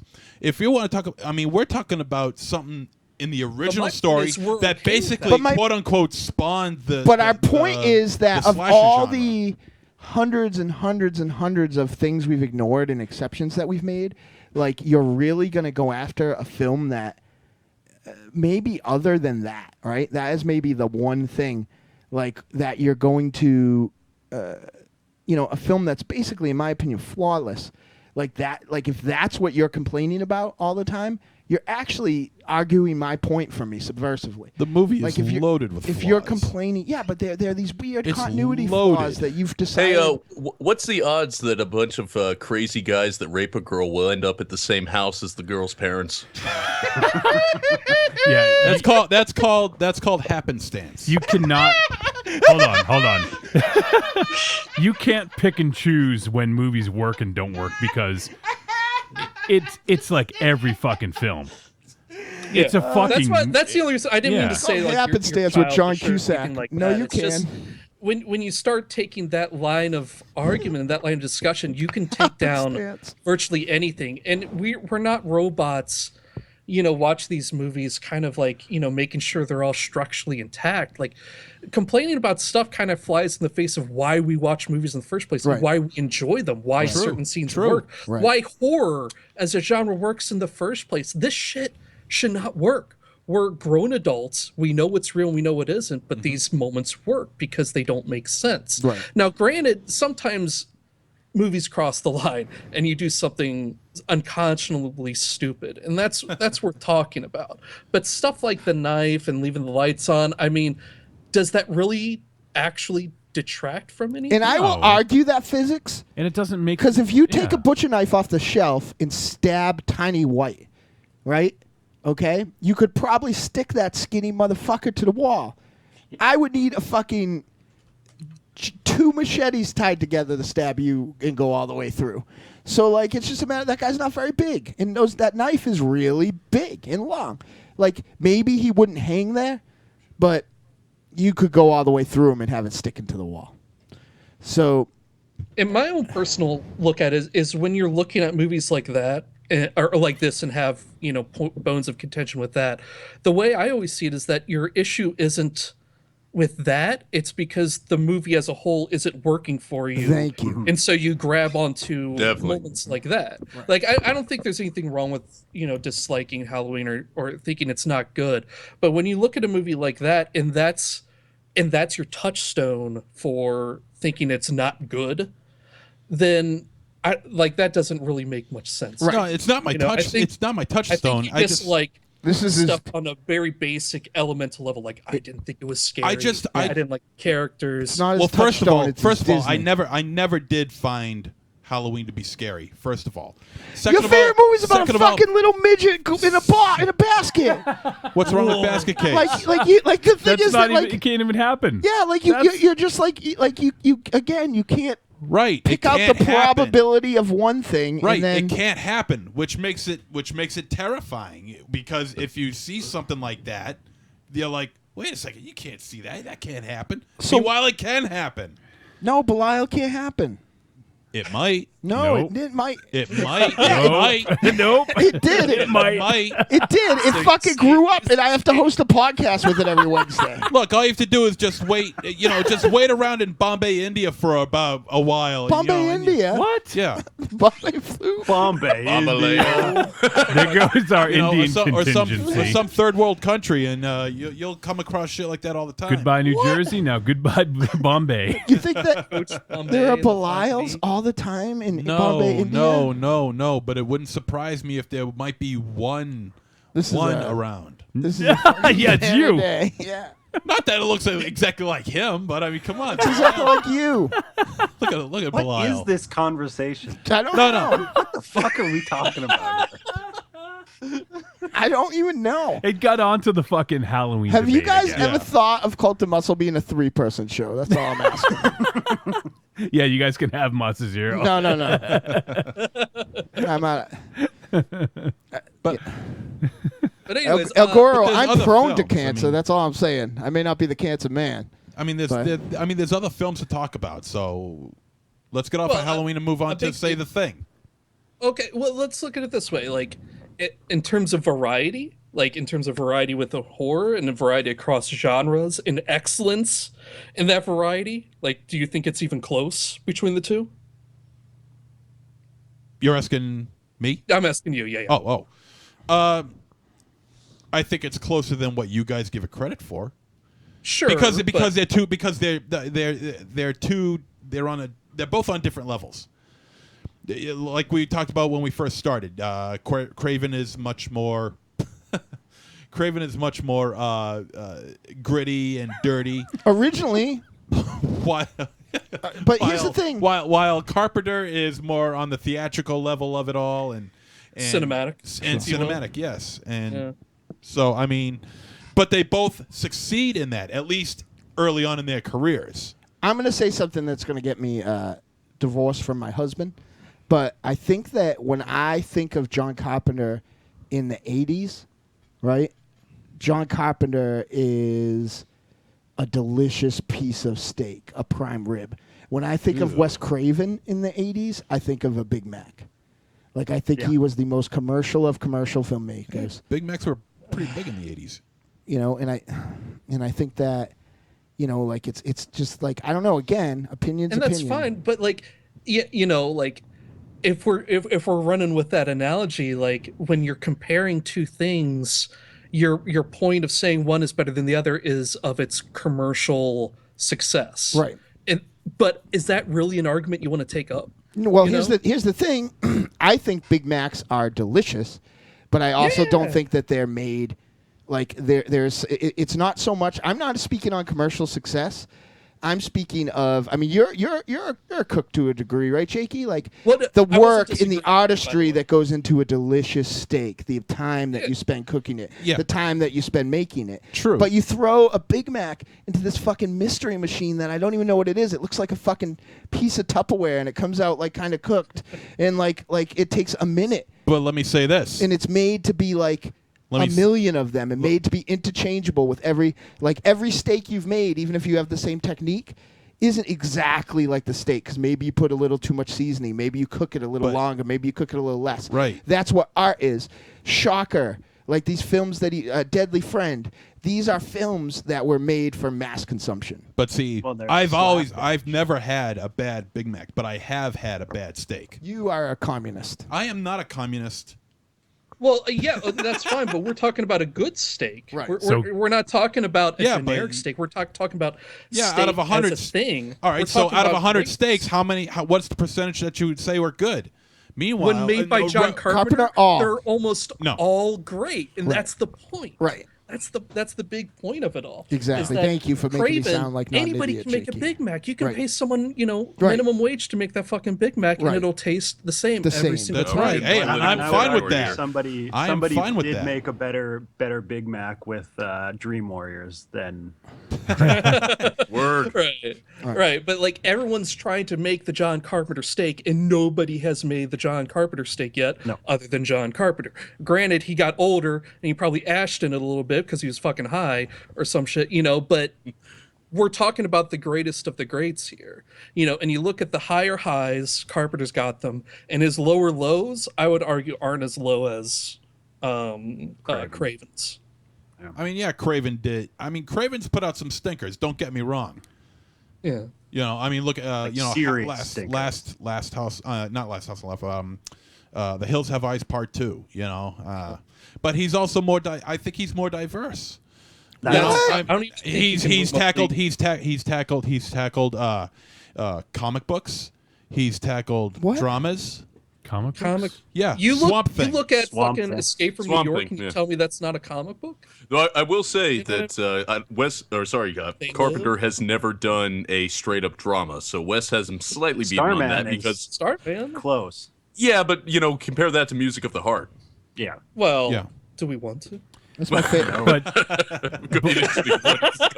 But being diverse doesn't mean you're better. No, I mean it could just mean But I mean think you he's take a more. job.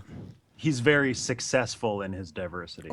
And again, I would argue that he's not more diverse because if you look at the Carpenter streak, there are science fiction movies in there, and then there are different kind of science fiction movies with horror elements. Right. Dramas with horror elements. I'm looking at them right now. Action adventure with horror elements. Okay. And I got no problem with that. But Wes Craven made comedy. a horror. He made it not scary and not very good. But he made that was a horror comic book. You know that? That's not Batman. Swamp Thing is a horror comic book about a monster that lives in the swamp. Well, I'm looking at his IMDb, and isn't Darkchild a comic book? Who? Darkchild? He didn't direct that. No, there was a Darkchild comic book, but okay. he didn't direct it. I'm looking at John Carpenter's IMDb, and it says that his next film is Darkchild.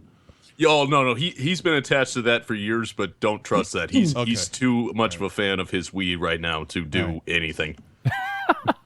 We had Wooberman in the chat room just says, what are the chances that a janitor come pedophile would be lynched and burned to death by vengeful parents only to become a supernatural predator who kills people in their dreams? It's a little hard to swallow. Plus, I've died plenty of times in my dreams, and I've yet never died in the real world. Huh. Oh, man. And also we have Stephanie hanging out in the chat room. Hey. Hi, Stephanie. She just got some new piercings. Yeah, Stephanie, did you hear El Goro imitating my voice and calling you crazy earlier? That was weird. Man, she just Facebook friended me. Yeah, now she's going to be gone. Don't divorce me. She says, oh, Cthulhu, I tuned in to hear this shit. And then she says, Craven is greater than Carpenter any day of the week. Thank you. Thank you. It's not close. I can't really. You're right. It's not fit close. into the Craven realm of is better than Carpenter. subjectivity. So, in your opinion. It fits into the realm of subjectivity. Like, I'm not gonna, if I come across her, I'm not gonna, be like, oh, you're fucking wrong. Yeah. It really doesn't matter. She totally will. She'd take you, though. That's a problem. By every conceivable metric that you judge a director, agreed. Carpenter is better. Agreed. The only one that he isn't is Craven had some more financial success, particularly if you ignore Halloween. Craven had more financial success, and he had more of a pop cultural effect. Oh, absolutely. To a certain degree, but some of those, it's hard to some of those are bitter pill. Right. The pop cultural effect of Scream. It's hard for me to say, "Oh, that's great." Well, the pop culture effect. I love the pop culture effect on Scream was. I think it ruined horror for the massive. late '90s and early 2000s. Yeah, but that's like getting mad at Faith No More for Korn, right? And that was massive. Or Limp Bizkit. And a comparable level, it would also be getting mad at Carpenter for all of the terrible slasher movies that followed Halloween. Agreed. Plus, it also showed that not Carpenter, but Craven could still direct a scary scene because the opening 15 minutes of Scream is, to me, still some of the best horror that's recently been put out there. Yeah, in the past 20 years. That scene has slightly faded in my estimation, if only just because it's very brightly lit. Right. I don't know. There's a gloss to that feels very 90s, and I don't think the 90s aesthetic has aged to me. I don't know. It is a 90s I agree film. 100%. And again, operating completely within the realm of subjectivity, the 90s aesthetic is not as appealing to me as, say, the 80s aesthetic. I agree. Also, I would the opening 15 I would agree, minutes. but it's still an effective What was that shot. CDI?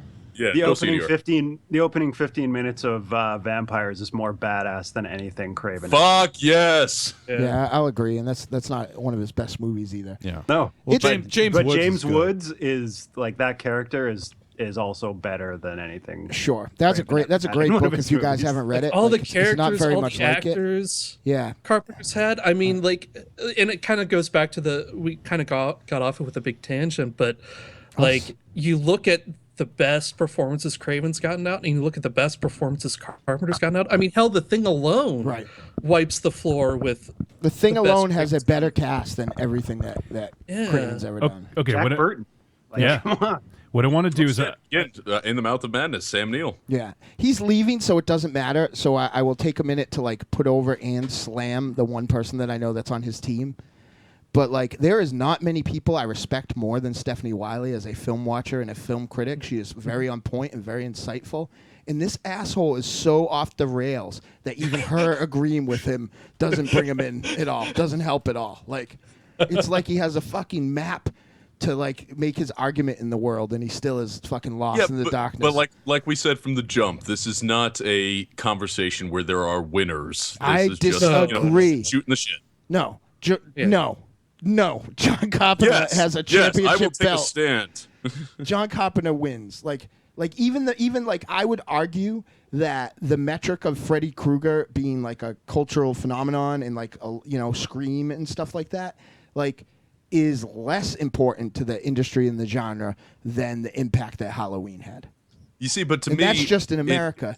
So it's like, it's just the thing. I can say John Carpenter wins for me, but I can't extend it further because that's like me saying my opinion is inherently superior to yours. My response to films is inherently superior to yours because we are existing within the realm of the art that has no objective metric. It is solely engaged with in terms of subjectivity. So Monster Zero's approaches to things, they are just as legitimate as mine because that's what it means to him. Well, what we're talking about here, I mean, at the end of the day, we're just people communicating our thoughts and our opinions on film. People. And just an ordinary person. Over time, certain approaches to how we judge films and interpret films and value films, certain approaches rise to the top, and how we look at them. Now, granted, my quote unquote objective approach, or attempt to develop an objective metric, is on the same level in terms of actual value to someone being like, hey, this movie changed my life. Right. This movie is great. This director speaks to me personally. At the end of the day, those are the same. But when we're getting into this foggy area of saying this versus that, there are certain things that are more heavily weighted. Now, at the end of the day, does that actually mean anything? Not really. I guess, but the conversation wasn't necessarily who you like more, right? Yeah, but for the purpose of conversation, there are certain metrics that can be discussed upon, and there is a consensus that can be reached. And that happens on the larger level of film talk. That's why movies just rise to the top without any sort of like mass gathering. There is no like great list that we all refer to. Right. It just sort of naturally happens. And I think we are trying to attempt to turn this giant fog and cloud of general opinion and adding structure to it. Right. And that's what we're talking about at the end of the day. Yes, very well said. You're a smart man, G. Oh no. And I think that's a good point to start wrapping this discussion up because it is totally subjective and Sorta. what no it is. I mean, it's not, though. Who you think is better is subjective. But who you like better. But there are ways that you can make. Well, hold on. I was going to make a point. Okay. The point is, who has had the bigger impact on the film world? And I think that's undisputable. I think because once again, as we referred to earlier, no one says, "Oh, that film's very Craven-esque." Like I don't think I've ever heard anyone say that. But especially lately, I've heard a lot of people say, "Well, that's a very Carpenter-esque film." Like we just did. What was that film? Let Us Pray a few months back. Yeah. That was very Assault on Precinct 13, very much so. And I'm looking at this article now on a website called wow247.co.uk, and they named 5 modern day films within the last couple years that were heavily inspired by Carpenter, and it follows The Guest, Cold in July, Grindhouse, and The Purge Anarchy, being a few that were very derivative of his style. I also loved all of them. So Right. Yeah. So I just think that Carpenter left a bigger impact on the film world than Craven did. That's not to in diminish. the long term. In the long term, that's not Carpenter to diminish. changed the whole game kind of 3 times for a short period of time. Craven did. Craven, yeah.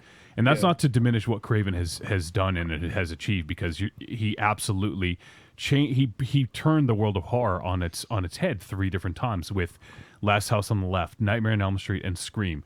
Those are 3 of the most well-known horror flicks, or most impactful, I guess I would say. But once again, we're looking at the hits and the misses, and there's a lot more misses there than there are hits. So, as for the lasting impact, I think Carpenter has gets the Duke on this one. What do you think about that, MZ? Well, I think you're wrong.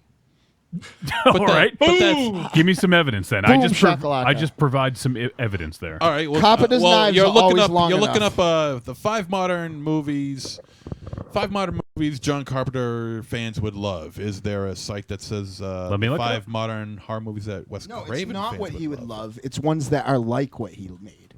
And But that isn't what it says. Yeah, it is. No, it isn't. That isn't what I just read it. That is not what it says. But all those movies that are on that list are derivative of Carpenter, like are influenced by Carpenter's style. I don't know that you could say that about, like we've said over and Okay, over fine, again, but just because Wes Craven, just because the term Craven-esque is not out there in the horror lexicon, does not mean that he's a poor filmmaker. I did the same. No. Well, and again, just because we're promoting Carpenter as a personal preference, I don't think any of us are going to detract from Wes Craven when he was hitting his highs, because we're all horror fans here. We all love Wes Craven. Let's just establish that, right? True. Absolutely. Right. Absolutely. Yeah. So it's not putting down one in order to raise up the other, man. I mean, just pointing out that saying that there's Carpenter-esque versus Craven-esque, that's just one of many things. That's not like the thing. It's just one of many other things. Oh yeah, I mean you could make comparisons of other directors till like you turn blue in the face. I mean, there's a lot of people that ape Argento, and that guy maybe never made a good movie. I mean, you just bring up Argento now, like Argento versus Good Lucio Lord. Fulci. I mean, there's that. There's that argument. There's always going to be that argument. There's always going to be this argument. Right. But that argument for me... Just like on that side, people call me insane for preferring Fulci to Argento. And but I'm in that camp, again, too. it's Get called subjectivity. Yeah. But I do think, see, now to kind of, I guess this is a different conversation we're going in, but I do understand why that is more subjective than... I just feel like, and I think Jakey is touching upon it, that there are a lot more mathematical guidelines and metrics that can kind of be called upon that are real life things. You see, but I can't grok to that, man, because we're dealing in the world of art, and art, as by its definition, requires an interplay between artist and consumer. Mm-hmm. So we are going beyond the objective and moving into the subjective. The only objective way, numbers in there that we can say that one is superior to the other, is maybe box office. And if we're going to take that into account, then the greatest horror filmmaker ever made is somebody like Michael Bay, because his production studios make a ton of money. Right, but we are among like-minded people. Right. True. We like the same kind of movies. We come to a lot of the same conclusions on many films of what we prefer and everything else. It's not like we're trying to compare fucking Freddy Got Fingered to Citizen Kane. Right. So at the end of the day, someone could say Freddy Got Fingered is better than the other, but when you're among like-minded and when you're among like-minded individuals, like your metric for saying Freddy Got Fingered is better holds less subjective value. Right. Now, it's not about proving one person wrong. It's not about saying this is demonstrably better and there's nothing you can do about it. It's about trying to find some kind of artistic truth in how we watch movies and why certain things rise to the top and why we feel something is better than the other. That's really all it's about. At the end of the day, it is subjective because, I can say I've got this many number of metrics that I've just quote unquote proved you wrong on versus this one. But at the end of the day, that grouping of, proving rights versus the tiny little inkling of proving right, those both equal 0. So it really doesn't fucking matter. Yeah. But we're trying to communicate amongst each other, and we know what each other likes, and we can come to a general consensus more often than not, and that's all we're trying to move towards. I guess an argument that you could make if you made the guidelines be who had more of a cultural impact, right? Like something that was a little more like quantifiable in that, and because you could go then to the music analogy of two bands I love, but as much as I love the Who, it would be hard and as influential as they were at the time, in like a short span. Like, I feel like there is no way, like, you know what I mean? Like, to say that the Beatles didn't have more of a cultural impact. So maybe if we were and I feel like those are pretty apt comparisons, I feel, because, the Who changed the game at that time. But again, we're entering to the world of the subjective, because you can make the most impassioned plea and draw upon so many different metrics, as we had previously discussed, and made the most eloquent case for what you love more. But at the end of the day, I'm going to prefer Baba O'Reilly to anything that the Beatles wrote. Yeah, fair. Like you may like it better. That's going to be true of Monster Zero. Anything we can say about Carpenter, he's going to prefer Wes Craven. But you liking that song better doesn't equate a bigger cultural impact, right? Those are different things. No. And that was kind of my point. It's just the idea of what actually has more value to us. I mean, you could tell me that, again, we'll continue on the music metaphor, that the Beatles was one of the most important bands ever, that it inspired all of these things, had this level of cultural impact. That's fine, but at the same way, all of the things that you said do not equate to how a song like Behind Blue Eyes makes me feel. Right. Yeah. That's like where I guess we could have maybe come to a conclusion over opinion, as if we had said two ways. If we had, but if we all just said, I like this, I like this, I like this, it would be the end of the discussion. Well, yeah. So,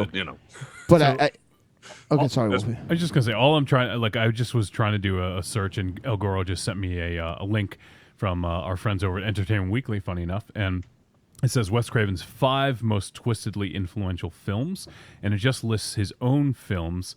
And I'm trying to find, if I do films. Yeah, they didn't do a good job of listing legacy. Yeah, this is a bad article. Because I will go ahead and do a search for films influenced by Carpenter, and a bunch of different films are coming up. But if I do the reverse for the same for Craven, nothing's coming up. And I'm not saying that that's an indication of people being influenced by him or not, but we're just talking about the cultural impact right now. And I would also say the main difference is too, again, this is two bands like Wolfie can tell you, there's not much more I love more than the Beach Boys, but the Beatles never, for better or worse, didn't have a section where they made Kokomo, right? And I feel like Wes Craven definitely has a couple of Kokomos. one involves a basketball and exploding head. One is the sequel to one of his most successful. Two that of them George Harrison song from the 80s. I got my mind set on you. Yeah, that's better than Kokomo, sir. There's not many songs that I would defend that, but yeah, it's much better. Yeah. It's gonna take money. It's gonna get vocal melody. We'll be here next week with an impassioned argument about Kokomo versus. Stay tuned, ladies and gentlemen. Yeah. The irony is, I'm on this show and I'm on all these other shows, but that's probably the only conversation that's happened on all the times I've been on you guys' show and all the times I've been here that I actually have a horse in the race where I actually know what I'm fucking talking about. Just remember, man, somewhere out there is somebody whose life was completely changed by a single listening at the right time to Kokomo. Yeah, right, but I don't want that person to be able to vote. There's my father-in-law thinks that like fucking Hee Haw is the greatest television thing of all time, but I don't want him to vote. Like it's like some people's opinion don't matter, and one of them is Monster Zero. We have our buddy Slaygoth in the chat room says, Thanks, Slaygoth. when this is done, I will be doing art and watching a John Carpenter film, not a Wes film, just from this episode alone. Yeah, well, I'll be watching a Wes film when I get out of here. What are you going to watch? Which one? I don't know. Maybe I'll watch Nightmare on Elm Street. Right. I'll tell you what. New Nightmare. I'm going gonna to be I watching. think the true decider is. Yeah, me too. Oh, big surprise. Yeah, I could think of fucking Hell in five the Cell of is us. on tonight. Yeah. I'll tell you this. Wait, hold on. CDR. Oh no, CDR. Yeah, go. The true decider is which one looks more like the Crypt Keeper. Winner. That's my argument too. John Well, at this point, probably Wes. I never thought it would be El Goro. Son of a bitch. I never thought it would be El Goro. You son of a bitch. Oh my God. I never thought it would be El bastard. Goro. You'll notice if you go on your thing now, Stephanie Wiley unfriended. Yeah, it's gone. You Yeah. bastard. The sad part is, as much as I love him, I feel like Carpenter probably still does. Carpenter looks exactly like the Crypt Keeper. Yeah. It's frightening. Craven is going to be dead for a year before he's as sick as John Carpenter is in real life. So Okay, what I want. That's why he's going to live forever, man, because Right. he's been sick since the 80s. he's like Fame. What I want to like- do now is I want to go around and have everyone name their favorite film from either one of these directors. So you need to pick one film from Craven or Oh, this is Carpenter easy. This is easy. This is easy. to Can we list do as, two? Easy. as your favorite, and then One of any each. final thoughts you have about this discussion, and then that's going to wrap it up. So I guess we'll start. MZ, you kicked us off, so why don't you go ahead? Okay. Well, my favorite Craven film is The Hills Have Eyes. My favorite Carpenter film. No, you just pick one. That's it. One. One for both. Well, that's what I was going to do. One for Wait, Well, both. do you want to do one for each? Is that what you want? That's what okay. I thought we were doing. All right, fine. Yeah, go. I thought we were doing that. All right, Okay. go Yeah. one of each then. Craven, it's The Hills Have Eyes. With Carpenter, it's The Thing. And The Thing is glorious. Absolutely fantastic. And it's his best work without question. It's like you said, Johnny. It's Craven has made 3 films so impactful into culture. Hills Have Eyes, Nightmare on Elm Street, and Scream. Well, Last House on the Left, I think, was more impactful. What did I say? You said Hills Have Eyes. Oh, I meant Last House. Yep. Yep. On top of that, he's also hugely responsible for making New Line the money-making juggernaut that it is now.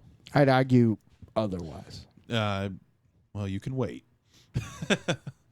And his movies total, whether you like them or not, his movies total have made more than Carpenter. So now that's not saying that that's the reason why he's a better filmmaker. I think he's a better filmmaker because I think he is a more. I really like the dirty aesthetic of a horror film. I'm really into the whole 70s vibe on that, and he doesn't try to influence people. But that's just 2 movies, right? What?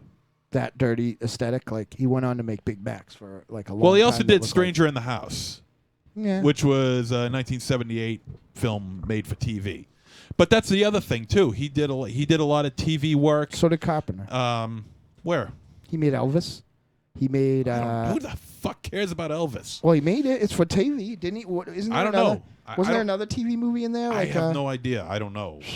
Somebody in between Elvis and Assault on Precinct 13. I mean, in between Elvis and The Thing. Didn't he make a TV horror movie? I think he did. I'll yeah. look. If only I had a machine that could tell me. What Someone's watching. Someone's watching me. Yes, thank you. That's it. So That's it. I mean, he made just as much for television. He's crazy. Actually. Okay, yeah, you're right. But I just really like Craven's look on society, and it's not glamorous, it's not glistening, it's not shiny, it's not glossy. You know, he doesn't try to overwhelm you with fancy camera moves and to create a mood. He just uses what he's got in front of him, and that's it. And I just think he's a better film director. You know. All right. I just like his work. All right, Marzi. I would say The Ward and You son of a whore. Thank you for backing me up. and Deadly I hope Friend. I hope our friends, the Rasmussen brothers, aren't listening. You Yeah. son of a bitch. No. Well, I mean, again, this is simple. I would say People Under the Stairs is my favorite. Craven and The Thing, which is my second favorite film of all time, actually. So, but I think the real story here happens from 1980 to 1988. Mm-hmm. Pretty much 8 years. Only missing 1985, right? Where he put out a fucking classic every year. John Carpenter put out The Fog, Escape from New York, The Thing, Christine, Starman, which I love. A lot of people don't like it. Big Trouble in Little China, Prince of Darkness. Prince of Carpenter. Wouldn't that be Jesus? Prince of Darkness and They Live. Right? Like that. The weakest stuff in there, which would probably be Starman and Christine, there are directors that go their whole entire life but don't make that films long that to good. do something that good. Yeah. Right. Yeah. And I think that maybe... So they're in good company. Yeah, so if you look at, like, even my next I hate favorite film Christine. director, right, who's, Tarantino, and people, feel free to tell me I'm an idiot, but, like, he's had a pretty good streak too, right? But it wasn't year after year. He didn't make Pulp Fiction, then Kill Bill, then Inglourious Bastards. Like, he sometimes waits like 3 or 4 or 5 years between making a film. Yeah, but you don't see anybody doing that nowadays. Right, which is my fucking point. 1980, 1981, 1982, 1983, 1984, 1986, 1987, 1988. A fucking It's way more impressive classic, when everyone can do it. It's way better when everyone does. A classic film, an influential film, every single year. Prince of Darkness is in there. Yeah, it's fucking great. I don't care what. I think it's fucking perfect. I think it is. It's good, man. It's really. I would good. suggest revisiting it, man. It might grow on you. like warts. And his, Well, And it's fucking smarter than anything. right.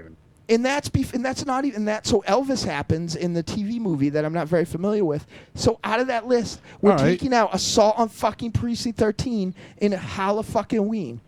All right. May I rattle off a list for you, please? It's gonna make me mad, but go. I don't care. Okay. Deadly Blessing, 1981. Swamp Okay. Thing, 1982. Hills Have Eyes Part 2, Swamp 1984. Thing is not like he made movies. Swamp Thing. What about Swamp Thing? What's wrong with Swamp Thing? It's mediocre You at didn't say best. Hills Have Eyes 2 in that list? Yes, Really? he did, yes.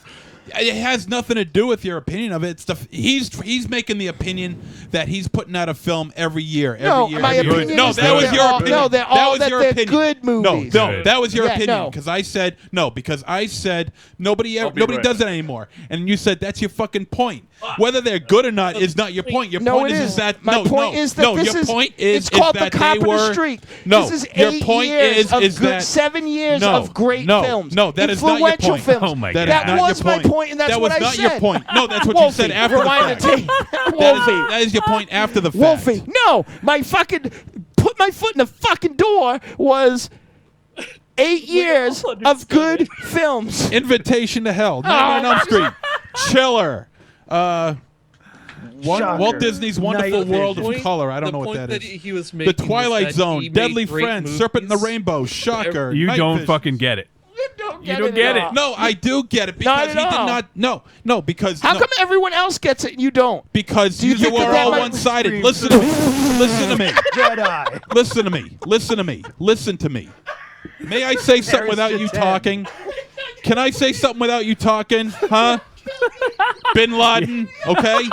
Whoa! Do you mind? All right? Can you keep your mouth shut for a second? Put a dick in it for a second. Now, you said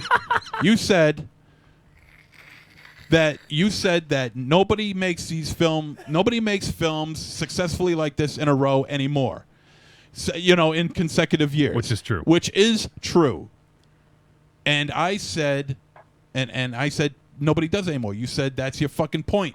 You said nothing about the quality of the films. Yes, You he did. no, Yeah, he he did did. not. No, he Yes, did. he did. After the fact. After No, the fact. all these- After. No, it was Shut after up. the Whoa. point. Shut up. He- After the fact. After the fact. He's he talking said about The that. fact. You No. can go back and rewind. After it the and listen fact, again. he said No, that. I It didn't. wasn't after the fact. He's talking about Quentin Tarantino and how he is a throwback because every single film he make has been good. Right. And that's what he's saying is look at Carpenter's his run from 80 to 88. Right. I don't think anyone But has he, done but that. he was no, but If he was you look he at was talking even- about the space of time between the films, Right. Not. But the quality too. Fucking like there are 100 Indonesian filmmakers that put out 30 or 40 films like a year, but they were terrible. Like the point is that John Carpenter put out 7 years with 7 great films. In the weakest and ones in that's there. your opinion, and you're welcome to it. I tend to disagree. That's fine, but you were arguing against something different. Yeah. That's why we're No. I'm I'm arguing against his. No, I'm arguing against his point. He's just adding information to it after I brought up. That's the point. not true. That is true. It's not. It's, No. I'll listen to the tapes and Please. Yes. Fucking Jack Tunney. I will. The point is, John Carpenter is the Woody Allen of horror movies. You mean he's sleeping with Chinese girls? Well, he did do Big Trouble. Jesus Christ. All right, let's jump across over here to one of these guys to bring some order to the show. By the way, Wiley says Nightmare on Elm Street is her favorite It's a solid choice. Wes Craven Yep. film, and They Live is her favorite John Another Carpenter solid film. choice. Perfectly And- legit. And it would have been a much less, not any more right, in my opinion. I don't care what anybody says. I'm fucking right. Less one-sided if we did give her the opportunity to have Well, you really are a Republican, aren't you? Monster Zero on it, huh? Speaking of Stephanie, she says, still feel badly for MZ right now. They knew he was alone in his opinion. Kind of shit that he's being ganged up on. No, shut Hey, up. go back and Exactly. listen Thank to you, earlier Steph. in the episode. I was coming to his defense quite Right. frequently. Exactly. So Listen, it's not that we're gang up on no, him. We it's know just that he's retarded. Ledger is hanging out in the chat room, Right. and he says you aren't arguing against his point. You're impaling yourself against his point. Over and over again. He's going to read it to make sure he said it. No, I didn't want him to repeat Listen. it, so I want to. Yeah, listen. All right, so let's go over to El Goro. Why don't you go ahead and name your favorite flick from each director and any final thoughts you have? Okay, my personal favorite Wes Craven movie is actually The People Under the Stairs, mostly because that was the first Wes Craven movie I ever saw. It was one of the very first horror movies I ever saw, and it is part of the cycle of horror films and horror stories that I find very appealing. The idea of the suburban nightmare, the terror that lurks just beyond, the perfectly manicured front lawn, the deviant shit that our neighbors are getting up to. And it's been fun to revisit that now as an adult and realize that it still kind of holds up. And with the release of the Scream Factory one, it really seems to be gotten a kind of a second life. So People Under the Stairs is my favorite Wes Craven movie. And as far as John Carpenter goes, it's a hell of a lot harder because, as Mars was saying, his run from 80 till 88, and then I would extend it even to 95 with In the Mouth of Madness. So solid. Honestly, I go back and forth between The Thing and Big Trouble, but I'll probably land on The Thing. All right, how about you, Jakey Poo? The Thing for Carpenter, for Craven. Yeah, it's a tough one. I'd probably go with Nightmare on Elm Street. I'd probably settle on that. My biggest thing, and El Goro might jump out a window at this line of conversation because we talked about it on our group a couple days ago or earlier this week. It's this. I'm 4 hours away, man. Watch out. Yeah, but it's when you look at the history of film, there's some people that always sort of jump out. People like Hitchcock, people like Kurosawa, even people like Leone. Certain directors just sort of rise to the top. As being very influential, legendary masters of their class. In a way to sort of try to understand that and try to understand why those people do and why their films, as opposed to anything else, does is the notion of auteur theory. And the big thing about that is that when you make something, you are and you're able to invoke it with your stamp, with your signature, with everything that's about you, the notion is that that is somehow better than other pieces of art that might be of equal value, you know. And when you look at art across the spectrum, you look at books, you know, there's books like Portrait of an Artist as a Young Man, Moby Dick, The Idiot. You know, these are books that encompass everything about the medium. It brings every ounce of creative juice out of that medium, and if it's transposed to anywhere else, it loses its essence. You can even look at that with comic books, and why, you know, a comic book like Watchmen has risen to the top, because that's a comic book that has used the absolute most of its medium. And even though I like the film adaptation, you lose a lot in the translation. You know, it's just kind of the nature of it. About comics for comics. Yeah, and there's this notion, and you can disagree with it or not, but this is a relatively popular approach to judging art, is when your piece of art does that, when it uses everything, then it is the best evocation of that art. And with film, the only way you do that is by infusing with everything and sort of becoming an auteur, because you define the film. You know, it is a signature. If you showed it to somebody who is familiar with their work but never saw the credits, they would be able to know. And that's sort of the thing that I feel most succinctly and clearly separates Carpenter and Craven, is that Carpenter got the most out of his artistic medium, and there's a reason why he's sort of risen to the top, I feel, you know, across the spectrum, across opinions, and also the fact that it is as influential as it is. You know, Craven had those major touchstones that changed the course of filmmaking, but those had a shelf life. With Carpenter, much like the people that he was being influenced by, it continues and it goes on and on. Carpenter is part of this lineage of filmmakers that influences one, then influences the other, then influences the other. And it makes film better, because you're taking the best of one thing, infusing with the best of another thing, and so on and so forth. It's a line that continues. Craven's, and this is going to sound crass because the dude just died, his line stops. And I don't think there's anything that's going to carry his tradition, his stamp, his signature, because he didn't get the most out of his films. And Lord knows, Chrissy and I did a whole episode just looking at his two films. We can talk about the dude without comparing him to Carpenter. Or Was CDI not there that week? Well, you know, who's this Chrissy Snow? I call him Chrissy. We're cool like that. But like we love Craven, and honestly, like, this isn't the sort of thing that I am looking forward to just so I can dog on Craven. It's very easy to talk about this guy in glowing praise and not even mention his shortcomings. Way I think we would have done if he hadn't said a bunch of crazy shit. Yeah. The way I look at it is Carpenter is S tier, Craven is A tier. There's nothing wrong with being A tier.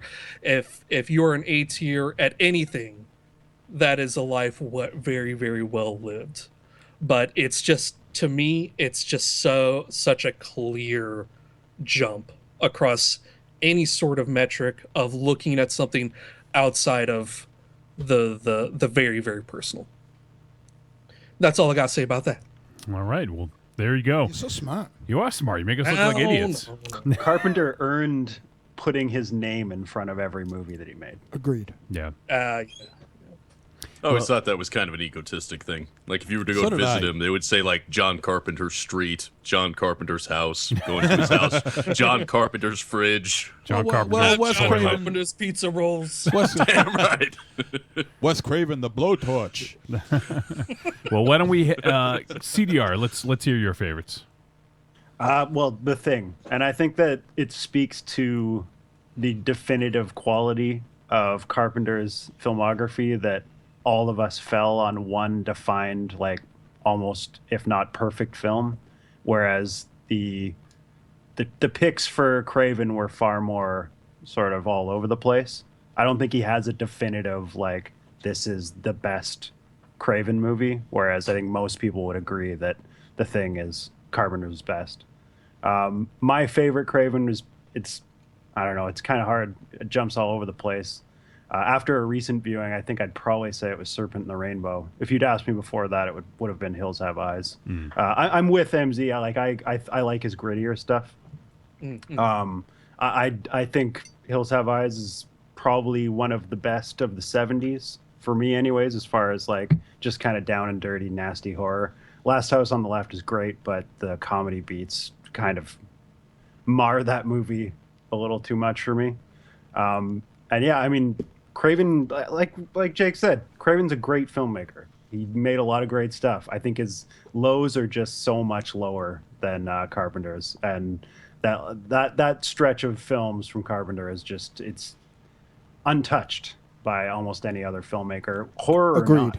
Go look at Spielberg, who was a lot of people say was one of the greatest working directors of the 80s, and it's not year for year like that.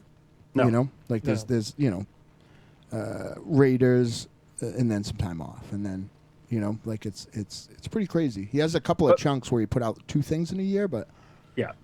But yeah, Carpenter's in that. I would say Craven is a master of horror, but in that sort of lame judgment. But Carpenter's a master of his craft across genres. Just as a filmmaker, he's a master. Which is funny because Carpenter was the one that was actually on Masters of Horror. Yeah. And that was still my favorite episode of the first season.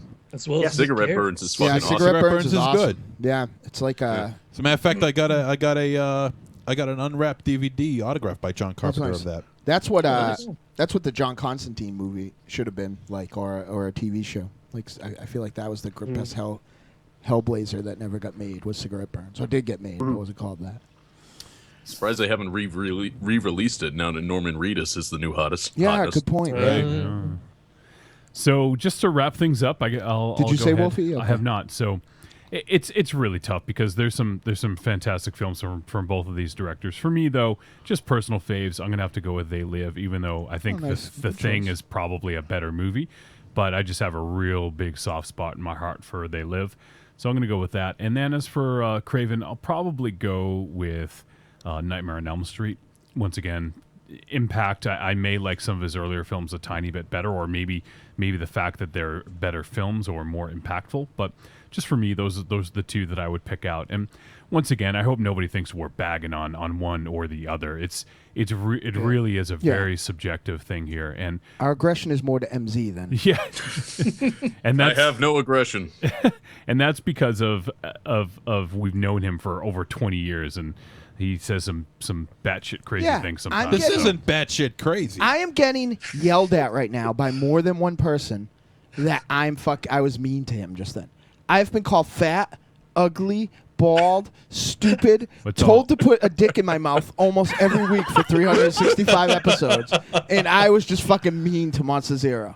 And he was yelling at me for what I wasn't even talking about. Well, I think they have a special bond somehow. Yeah, good. So I think that's going to wrap it up. This is something that could, obviously we've discussed a lot on our show and probably will come up again. But if anyone out there listening has their own thoughts or take on this, I'd love to hear it. So why don't you go ahead and send that in to us. You can send it as a voicemail, as an email, or a tweet. Podcast at trickortreatradio.com would be the email. At the Deadites would be the Twitter. So go ahead and let us know what you think. What are your favorite flicks from these 2, and who, in your opinion, is the better director? And once again, based on cultural impact, if we had to pick a winner, I'm going to say that John Carpenter has more of a cultural impact. Well, actually, let me rephrase that. I think Craven might have more of a cultural impact in when those films were released, especially Scream, but a lasting inspiration. There's a lot of John Carpenter in a lot of the films we're watching now, and I don't necessarily see Craven because I think he didn't necessarily have a style. Yeah, but Scream's cultural impact was the same as the presence we left on, the coast of Japan in the end of World War II, right? It wasn't a positive thing. Well, that's just it. Well, now that you mentioned that, Wolfie, I just realized, it's like you don't hear anybody say Craven-esque, but you will hear people say Nightmare. It's a lot like a Nightmare. No, you will hear a lot like A Nightmare on Elm Street, a lot like Last House on the Left. You'll hear a lot of Scream-like. And that's because he doesn't necessarily have his own style. He doesn't have his own style, like you said, yes. Right. And that's not necessarily a bad thing. It's, It's not that he's erratic. He just tackles different not so much different genres, but... Erratic, that's those Vin Diesel movies, right? Chronicles of Erratic. And I also can't think... believe you're actually laughing at that. I also think that because Carpenter... Wow, it's hot. because Carpenter scored his own films, that helped to creating his own style. And I think that's what's so influential is nowadays he didn't create synth music. He didn't create synth scores.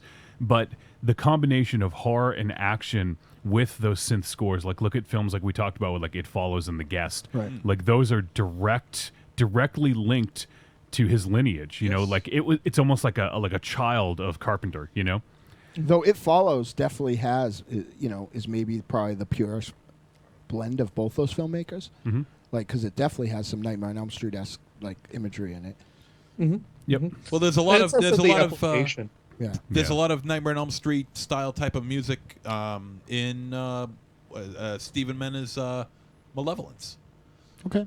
We just need more films where kids where 21-year-olds are wearing dinosaur pajamas. I think that's the trend that we missed. Don't panic. I think that's the trend that we missed in. Tearing their Ferrari posters off their wall. Yes. Everyone go see Don't Panic, the best Wes Craven film never made. Right. In regards to the music, it's not. I sort of resent the idea that it's just the music because it's also the application of the music 100%. and how it's used in conjunction with the film. Like you give that music, like if you give that piece of music to any director and give them, the keys to the thing. Well, not the thing, but Escape from New York or Halloween or whatever, you're not going to get the same quality. It's not just a plug and play. There is an art to the application of it as well as the creation. Agreed. Of it.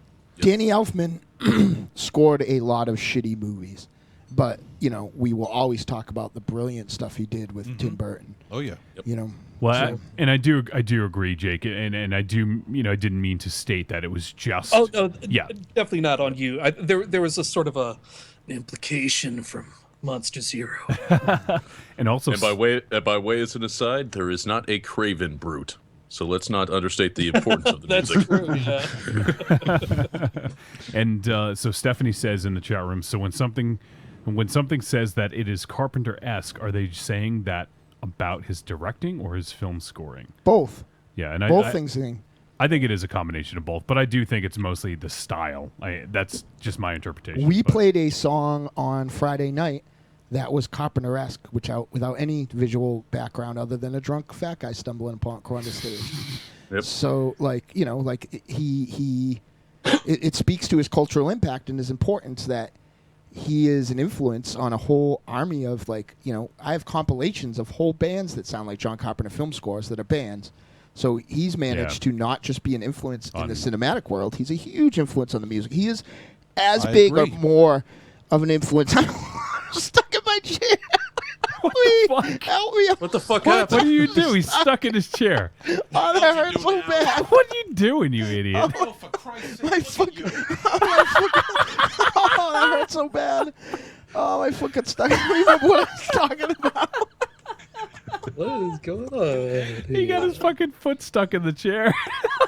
So you're like now the Taft of podcasting. Yeah. He weaved his fucking foot around the bottom bar of the chair, and now he couldn't get himself out. Oh, man.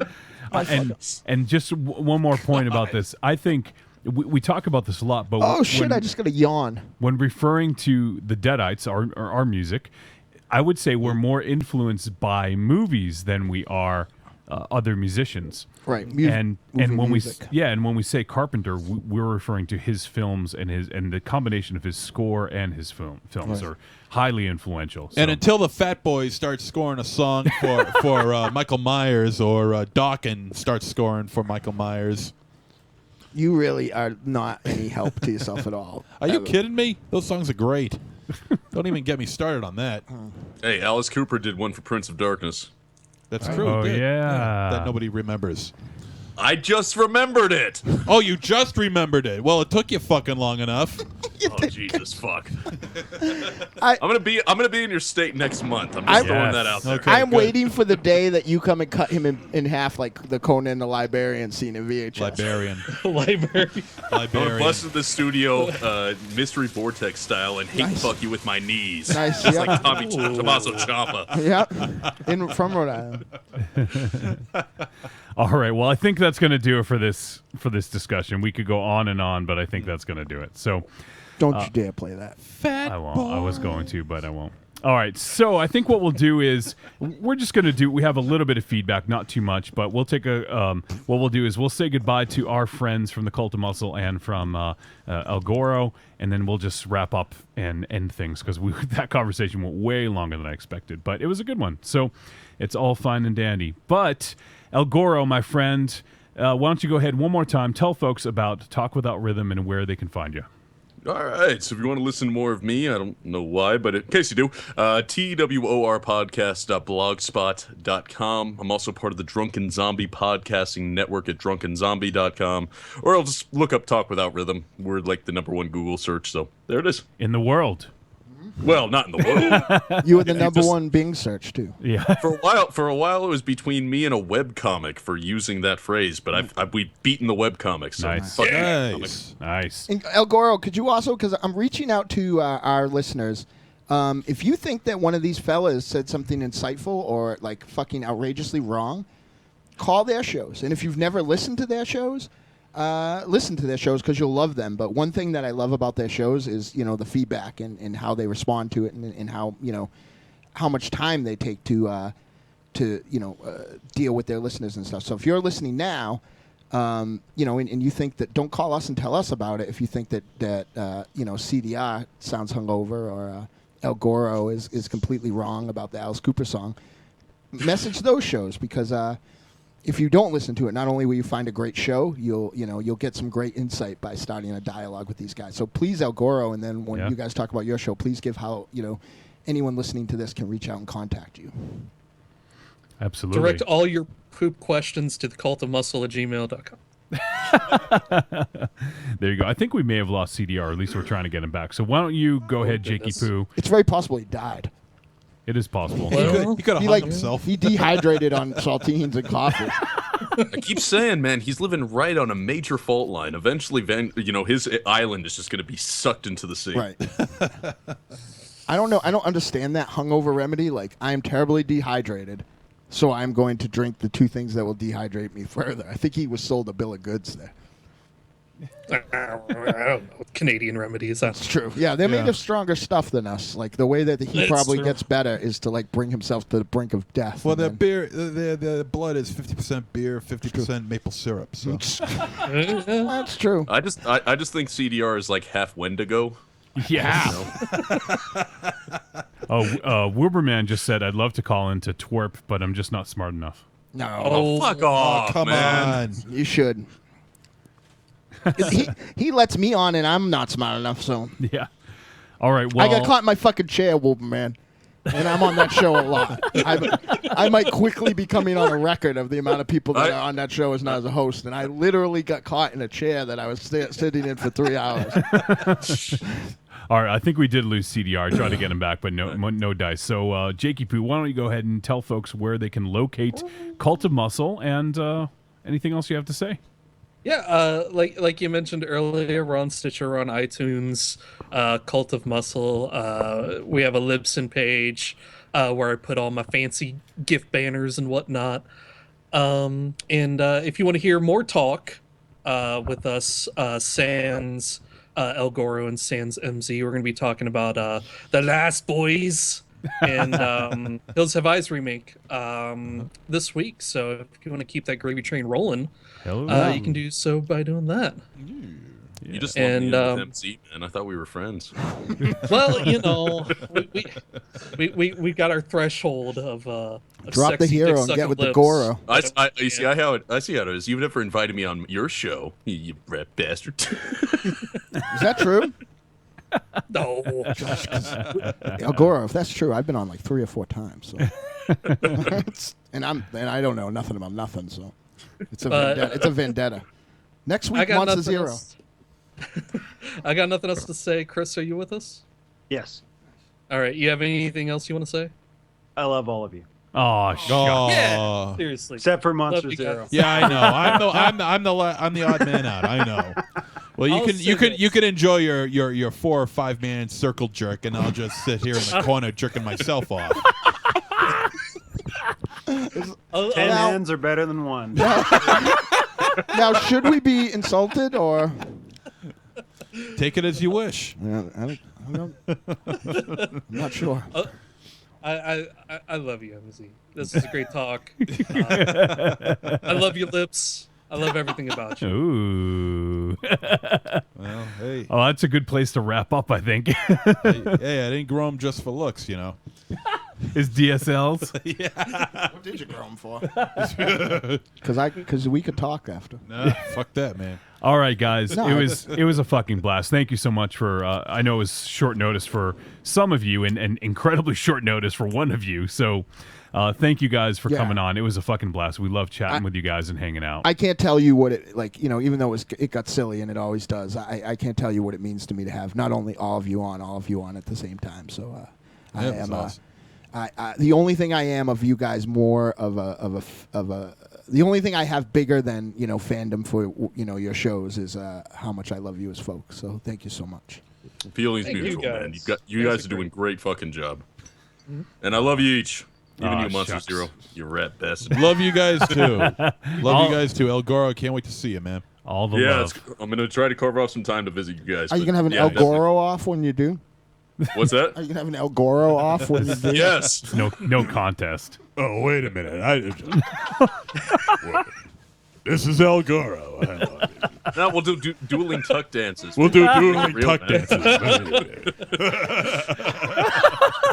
Jesus. You ever seen it when 2 peacocks fight each other? Just imagine that. You ever seen it with 2 peacocks fighting? Imagine that. We're gonna raise up our robes like 2 cobras. We're gonna raise up Dicks our just robes tucked like in 2 our- cobras. Come on. Pitch in a tent.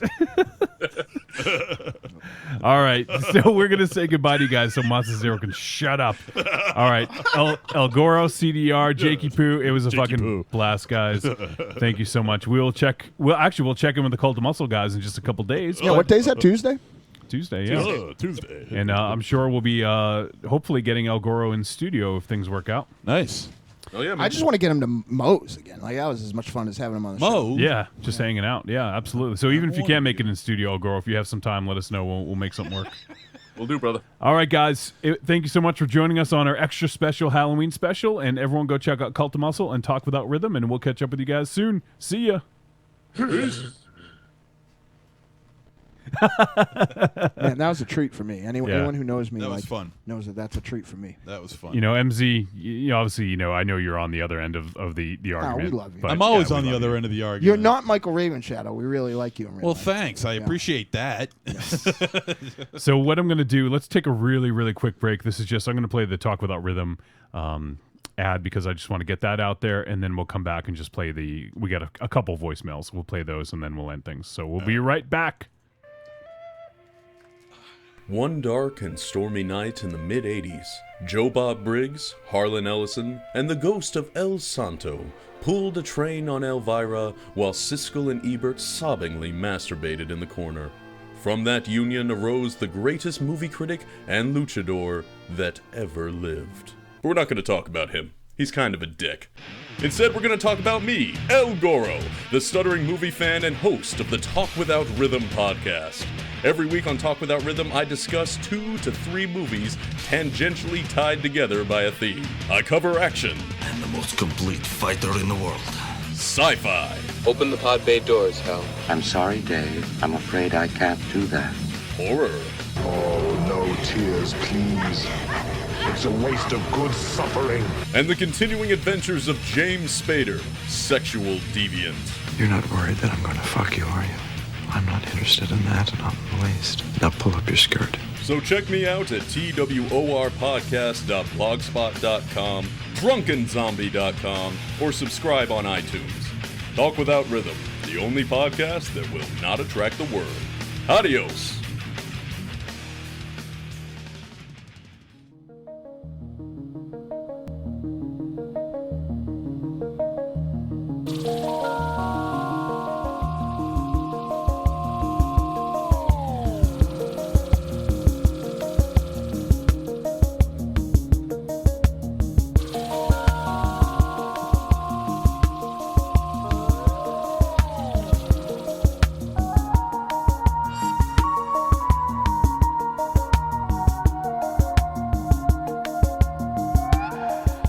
All right. Wolfie. Yeah? Did you see that on the Trick or Treat Radio page? In honor of our discussion here, Andy Christ posted a picture of a foxy girl dressed as McCready from The Thing. Yeah. How awesome is that? That's great. Pretty awesome. So, in the chat room... Got the hat and everything. That's great. In the chat room, Stephanie says he hasn't even done the solo tuck dance yet. And Ledger says, true, thankfully. I will be. And Wooverman says he hasn't. How dare he? And then Stephanie says, right, total bullshit. No, total bullshit. I am going to do it. And then Wooverman says, I know you financially invested into it, but I bought that fucker nipple tassels to enhance the seed. He did, too. We still got him. We still got him here. Haven't touched him yet. Yep. My nipples have not touched him yet. We're waiting for his baloney gumdrops to be touching the tassels until we actually film the video. Yeah, whenever that's going to be, sometime soon. I hope it's not during the wintertime. No, it might have to be. Yeah, then I better put some super suckum on the super suckum on the nipple tassels. Otherwise, they're going to be dropping to the floor. And Stephanie says he's such a baby he doesn't even have his nipple pierced. I had my nipple pierced once. Put it back in. Well, I took it out because I had to go through a CAT scan, and then I took it out, and I never bothered to put it back in. Wooverman says 50-50 he does have a bleeding cannibalized carcass tattoo on his back. Yeah, in his defense, if Buffalo Bill had that, I feel like they would have saw him coming. Look at this gif. Dynamo, what do you think of this? That's great. This gif right that here. gif is much better than the film. Shut up. Somebody got friend requests right on air. That's wild. All right. You're popular, Wolfie. Me? No, someone accepted a friend request. Who? Tell us. Josh made a connection with someone. All right. Our boy Way to go, Josh. All right, let's check out the SpeakPipe app. We get some voicemails here. So, thank you. And by the way, thank you for people who specified that it was for the Halloween special, because it could have been for the next episode. So let's go ahead and play from our buddy, the Trick or Treat Radio historian, Nicholas. Let me go ahead and get rid of that music first, and then we can do that. All right. Here we go. Hey, Trick or Treat Radio. Nick here. A.K.A. Turtle Green. A.K.A. Auntie Raven Shadow. You guys are doing your Halloween extravaganza today. So, and you pose a question of who's better, Wes Craven or John Carpenter, and that's very hard to pick. I mean, they're both masters in their genre, so you can't discount either of them. But for my money, I think I have to go with Wes Craven, just because he reinvented himself like 3 times. If you think about it, you got his more grindhouse era, starting off with Last House on the Left, and The Hills Have Eyes, which is very dark Wes. And then you have then you have the phenomenon of A Nightmare on Elm Street. And I personally probably like the Halloween movies more, but you cannot deny the fame of that and just the power of that series had. I mean, Freddy Krueger's right up there with Bugs Bunny, you know? And then you had him with more of the movies like when I was growing up with the Scream movies in the 90s. And, I mean, that's another phenomenon there in his own. I mean, I know Joe DeCanio would agree with me. But, yeah, John Carpenter had some great ones, too. You can't deny the Halloweens. You can't deny The Thing remake was really great. But then he kind of started stepping off and, you know, kind of didn't care, it feels like. So I would pick Wes Craven, you know. They're both great, but I'd pick Wes Craven. Rest in peace, and have a happy Halloween, guys. Nick here, bye. Bye, Nick. Thanks, Nick. Thanks for... love you, even though you're wrong. Thanks for giving us your opinion, and looks like MZ's got some company now. Oh, and I've had company. Thank you, Stephanie. GSBH is hanging out in the chat room, and he says, I love you, Nicholas. So we got some more. Do they love each other? I don't know. They should. They should be. They'd make a power couple. Can they film it? I don't think anyone's going to pay for that. Sorry. Oh no, maybe someone will. I don't want to. I don't mean to put those guys down. I love those guys. Skeleton cock. All right. So this is. You know what? If we get a new studio eventually, Dynamo, you know where that skeleton cock can go. Yeah, I thought about that, and then I saw like 10 other things that I don't want in my fucking house anymore of the Deadites. So we can't do that. We can't open that floodgate. Do you still have the skeleton cock? Yeah, I had to take it home and take it out of my fucking car while there was a little kid's Halloween parade going on my street, and bring it into my house while my in-laws had company.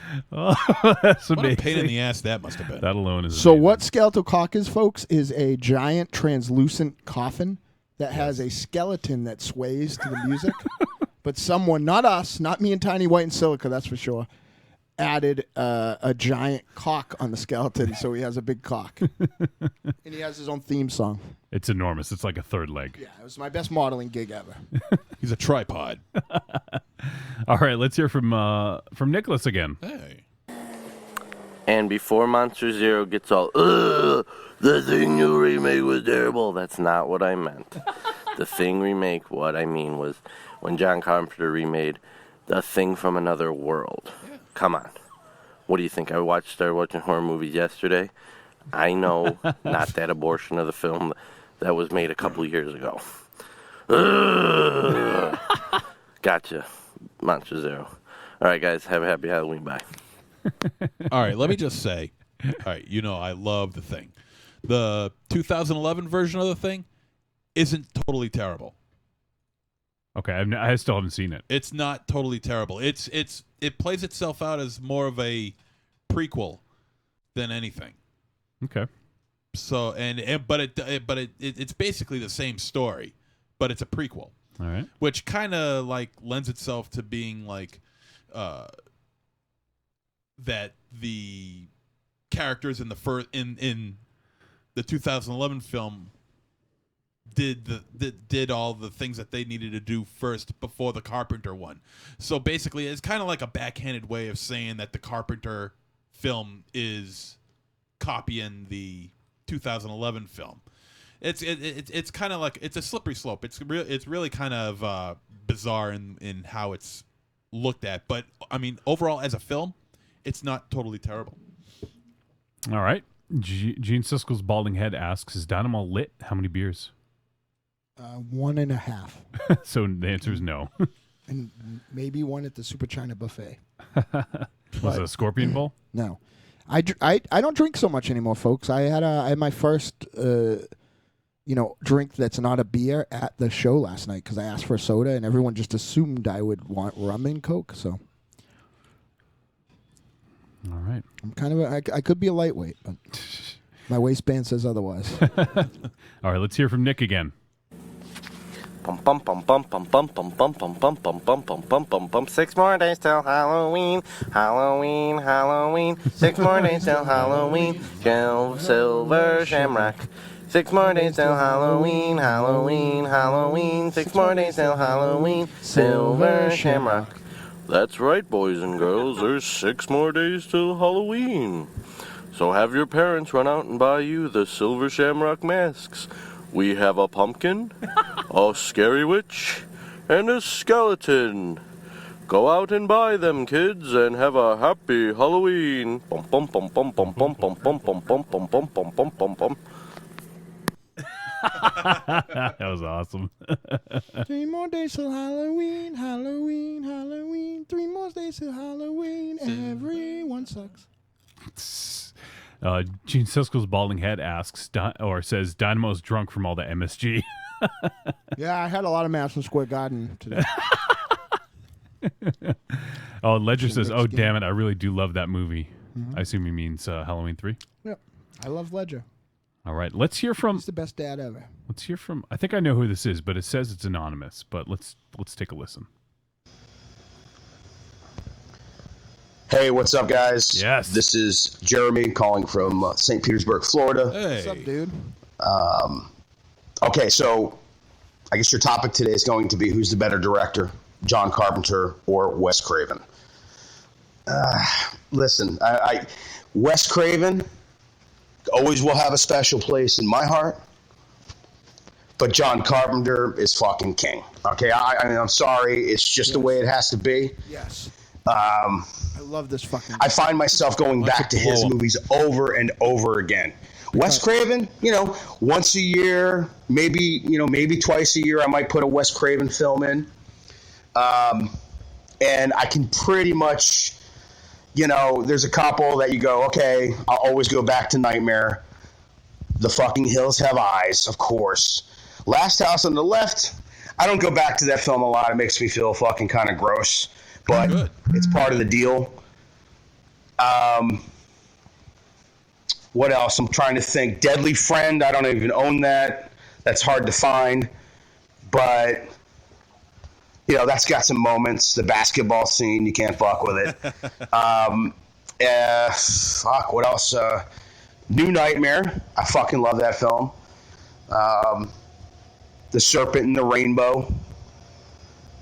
And, that's pretty much it. I mean, there's a couple of other ones, but Scream, if it wasn't for him, he brought horror back at the time in the 90s, and that was important. I don't care what people fucking say about that, but Wes Craven will always be there. But John Carpenter, man, come on, dude. I remember as a kid seeing the original Halloween, like the trailer on TV, and like it shook me the fuck up, and didn't get to see it, of course. I think I was like 7 or 8. But then when the second one came out, my mom was cool as fuck. She took me to see it because we were fans, because we had seen it. They had finally put Halloween on TV. We watched that, and then the second one came out. But John Carpenter's the one I go back to.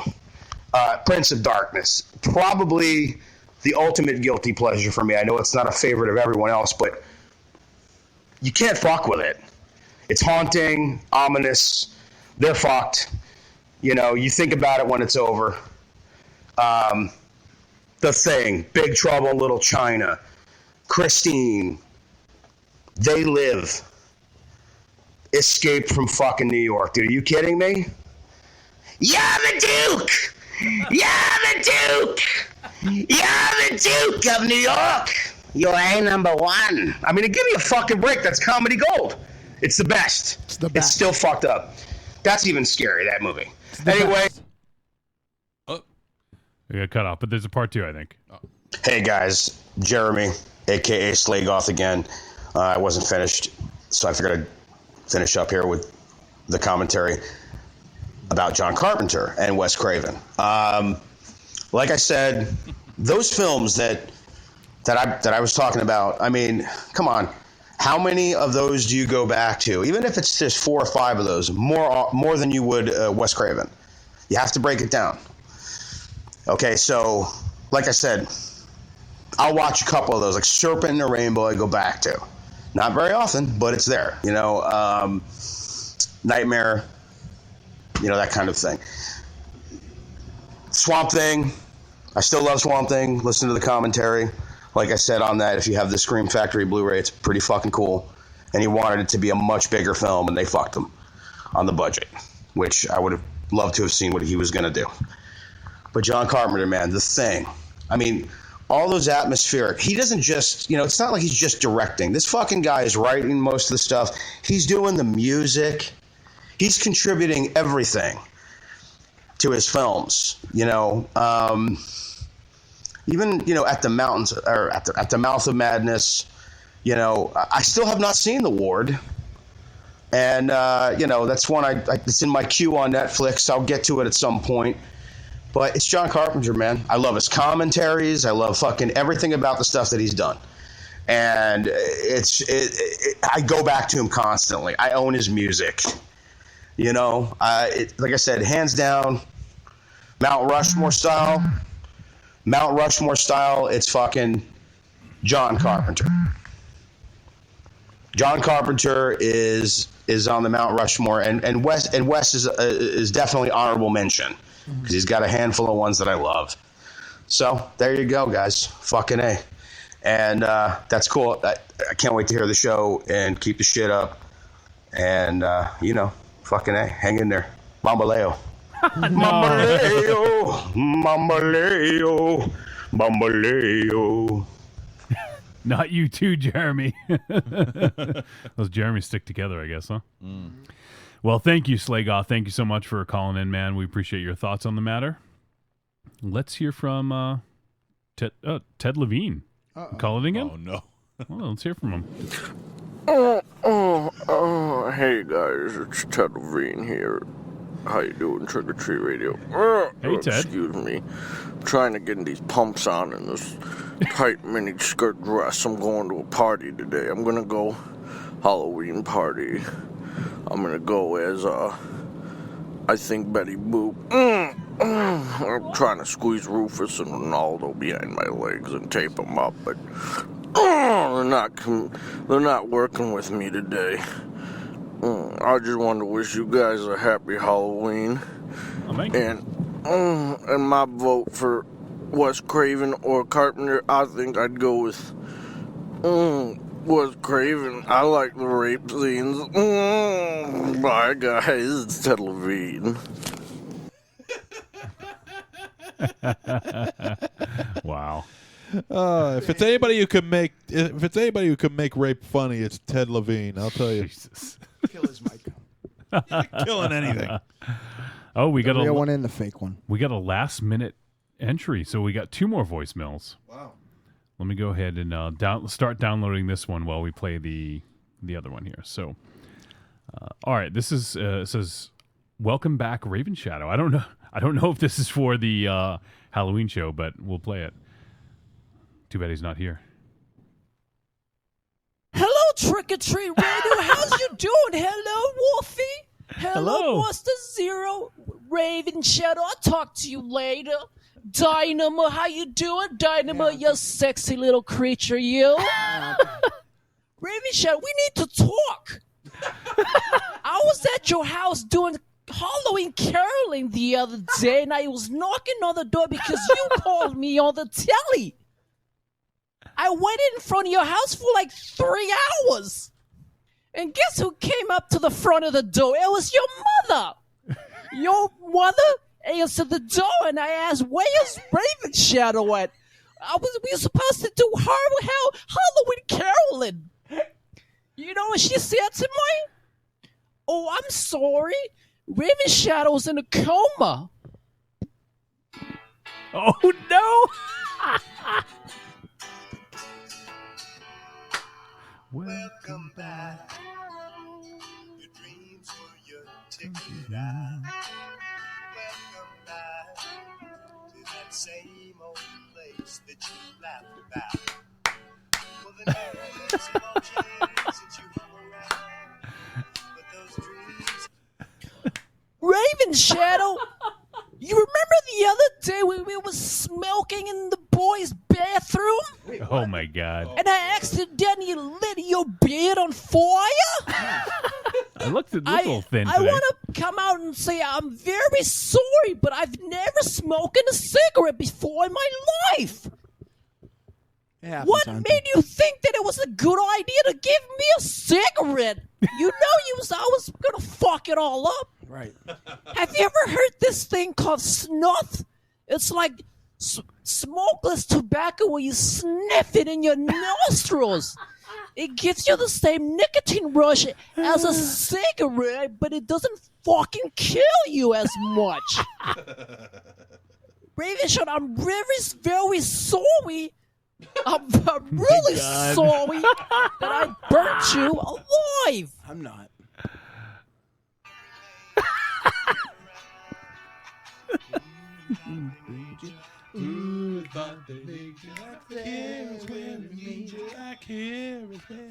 Well, we tease him a lot, but we got him on the spot. Welcome back. Welcome back, welcome back, welcome back. Didn't we play the Welcome Back Carter theme from Monster Zero when he came back? Yes. You did. Wow. Amazing. Was that Raven Shadow Auntie? It sounded like Raven Auntie? Yeah. She needs to say something that would make me recognize her. Like harder. Faster. Wrong hole. She's dirty, Raven Shadow Auntie. She is. I love her. I may put a ring on that. Oh, Jesus. Cock ring, maybe. He's going to probably do Johnny Cochran. He's going to do the proceedings. All right. Well, let's hear. This is our last voicemail of the episode. My attorney is Johnny Cockring. Cockring. All right. Let's hear the last voicemail. This is from. I think this is from. Well, let's just play it. Gentlemen, Yes. better late than never. I decided that I might as well just send in a voicemail right now before you finish. Because I'm a lazy fucker and I never really got around to doing it earlier on. Obviously, the argument, Craven versus Carpenter. I personally fall down on Carpenter kind of influenced me more. Only because kind of my viewing in the UK has been more Carpenter movies were shown. Which basically meant that small, young little me at the time had more chance to stay awake at night and try to sneak downstairs so I could actually watch some scary horror movies. And funny enough, The Thing was on. Or Halloween. Dear God, Halloween got so many viewings. Halloween 3 shits the fuck out of me because of a small child melting inside a mask. That doesn't mean that Wes Craven didn't impact me. I mean, I'd spent so many times talking about Nightmare on Elm Street in school because we were kids, we were British, and we were just twisted like that, I guess. Anywho, I've waffled on far too much. These guys have had a beautiful show tonight. I've really enjoyed it. Thank you very much. And today is the anniversary of Halloween. As in the movie was released today in 1978. Wow. 78, 79. Very true. Go check my facts. Anyway, good show. Very good show. Thank you. Bye. Well, thank you. Thank you, Wolverman. Awesome. Well, that was a lot of fun. Do you guys have any final thoughts before we finish things up? Because we went a little bit too long. Long show running long. Yep. Yeah. Nothing new. No. No. It is nice to have Monster Zero at this end of the show. I wish we could juxtapose so that's what happens all the time. Yeah. Raven Shadow leaves halfway through. Well, maybe we should have his aunt call sooner and have him. Yeah. Have her ask for some cigarettes or something. Yeah. Raven Shadow, you have to come home now. All right. So Halloween. What do you guys do for Halloween? You have any rituals that you can tell people about out there? I know we've talked about I them. mostly just hang out with you. Yeah. I usually just hang out with myself watching horror movies. But then again, every day for me is Halloween if I watch horror movies. Do you have a specific movie that's your go-to or music? What's your go-to Halloween ritual? We'll finish off with that. How about that? My go-to Halloween movie, I watch it once a year during this time of year, Trick or Treat. And for a movie to be so recent, to have that be my go-to movie for this time of year, just goes to show you how good the movie is. And it really is great. I'm looking forward to watching it. Watching movies, really. But that's the one that I watch this time of year, only this time of year. All right, Dynamo. Probably Don't Panic. Yes, I need to watch that again. No, this year. I do. I don't really necessarily watch because Halloween's a film I watch all the time. But like Monster Zero, I almost predominantly watch horror movies.